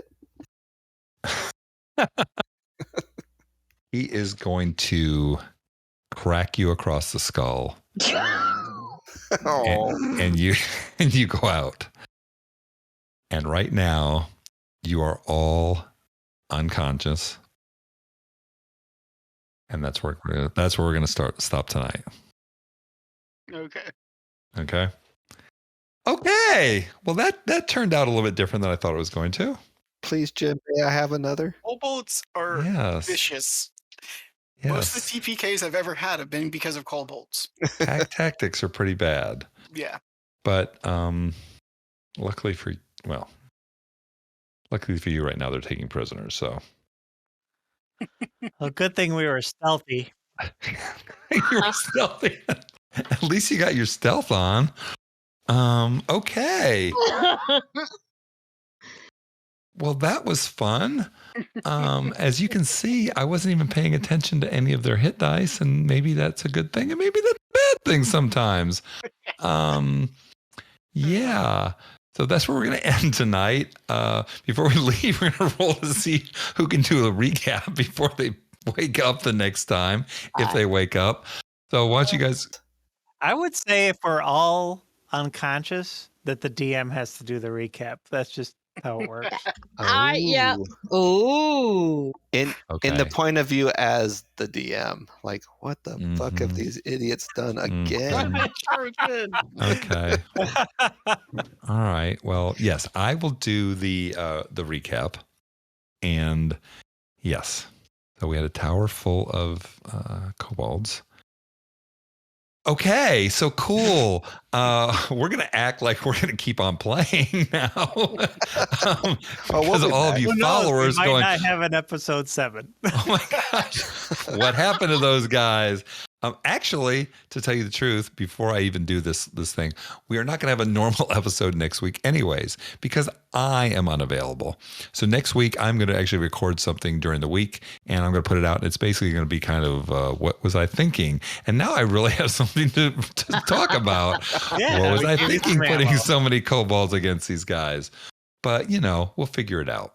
I'm on the player's side, and even though they did make the decision to attack a tower filled with kobolds, we are gonna see what we can do next week. They were eating people. Well, and they were so easy to kill before. Just get a little They too got many at one tough time. all of a sudden. I feel like there's a bait and switch in there. Yeah, it's like all of a sudden these big kobolds come in there. It's like, what the hell? We got hustled is what we did. It was only one big one, and he only swung twice. Well, They 3 only had times. to swing He Yeah. only swung 3 times. Yeah. Well, the problem was, well, you guys didn't check the door, but whatever. I So know. whatever My app you're next listening, character is going to be a rogue, a there you go. paranoid rogue. I'm playing a rogue next time too. You guys listen to the Nothing door. but You just rogue. didn't We need check to for we need to traps. hire a rogue to join our group. Yeah. There is really a cool thing. And by the way, if nobody's using Tome of Beasts, you should definitely use it. And in Tome of Beasts, they have something called a kobold trapsmith. And they have all these cool traps that this kobold can make. And the trap that they set off was one of the traps he could make, which just makes kobolds just a ton of fun. So I liked it. That was Or nice. the DM. Yeah, it makes me. Yeah. Now we just have to go to plan B or C. We'll figure it out. We'll figure this out. Don't worry about it. So whatever app you're listening to us on, Apple Podcasts, Spotify, Google Podcasts, GoodPod, whatever, follow us and please leave us a rating and review. We need ratings and reviews. Hopefully 5-star. Both are important to our growth. The higher rated a podcast, the easier it is to find. You can follow us on Twitter and Instagram at sometimes the letter U crit. You can follow on Facebook at sometimes YOU crit, and our website is www.sometimesyoukrit.com. We have a Patreon out there, and you can find us on that. Patreon.com/sometimesyoukrit. Have a great evening. We'll see you next week. And remember, sometimes you crit and sometimes you die. Goodbye. Yay, we're dead. Yay. Woohoo.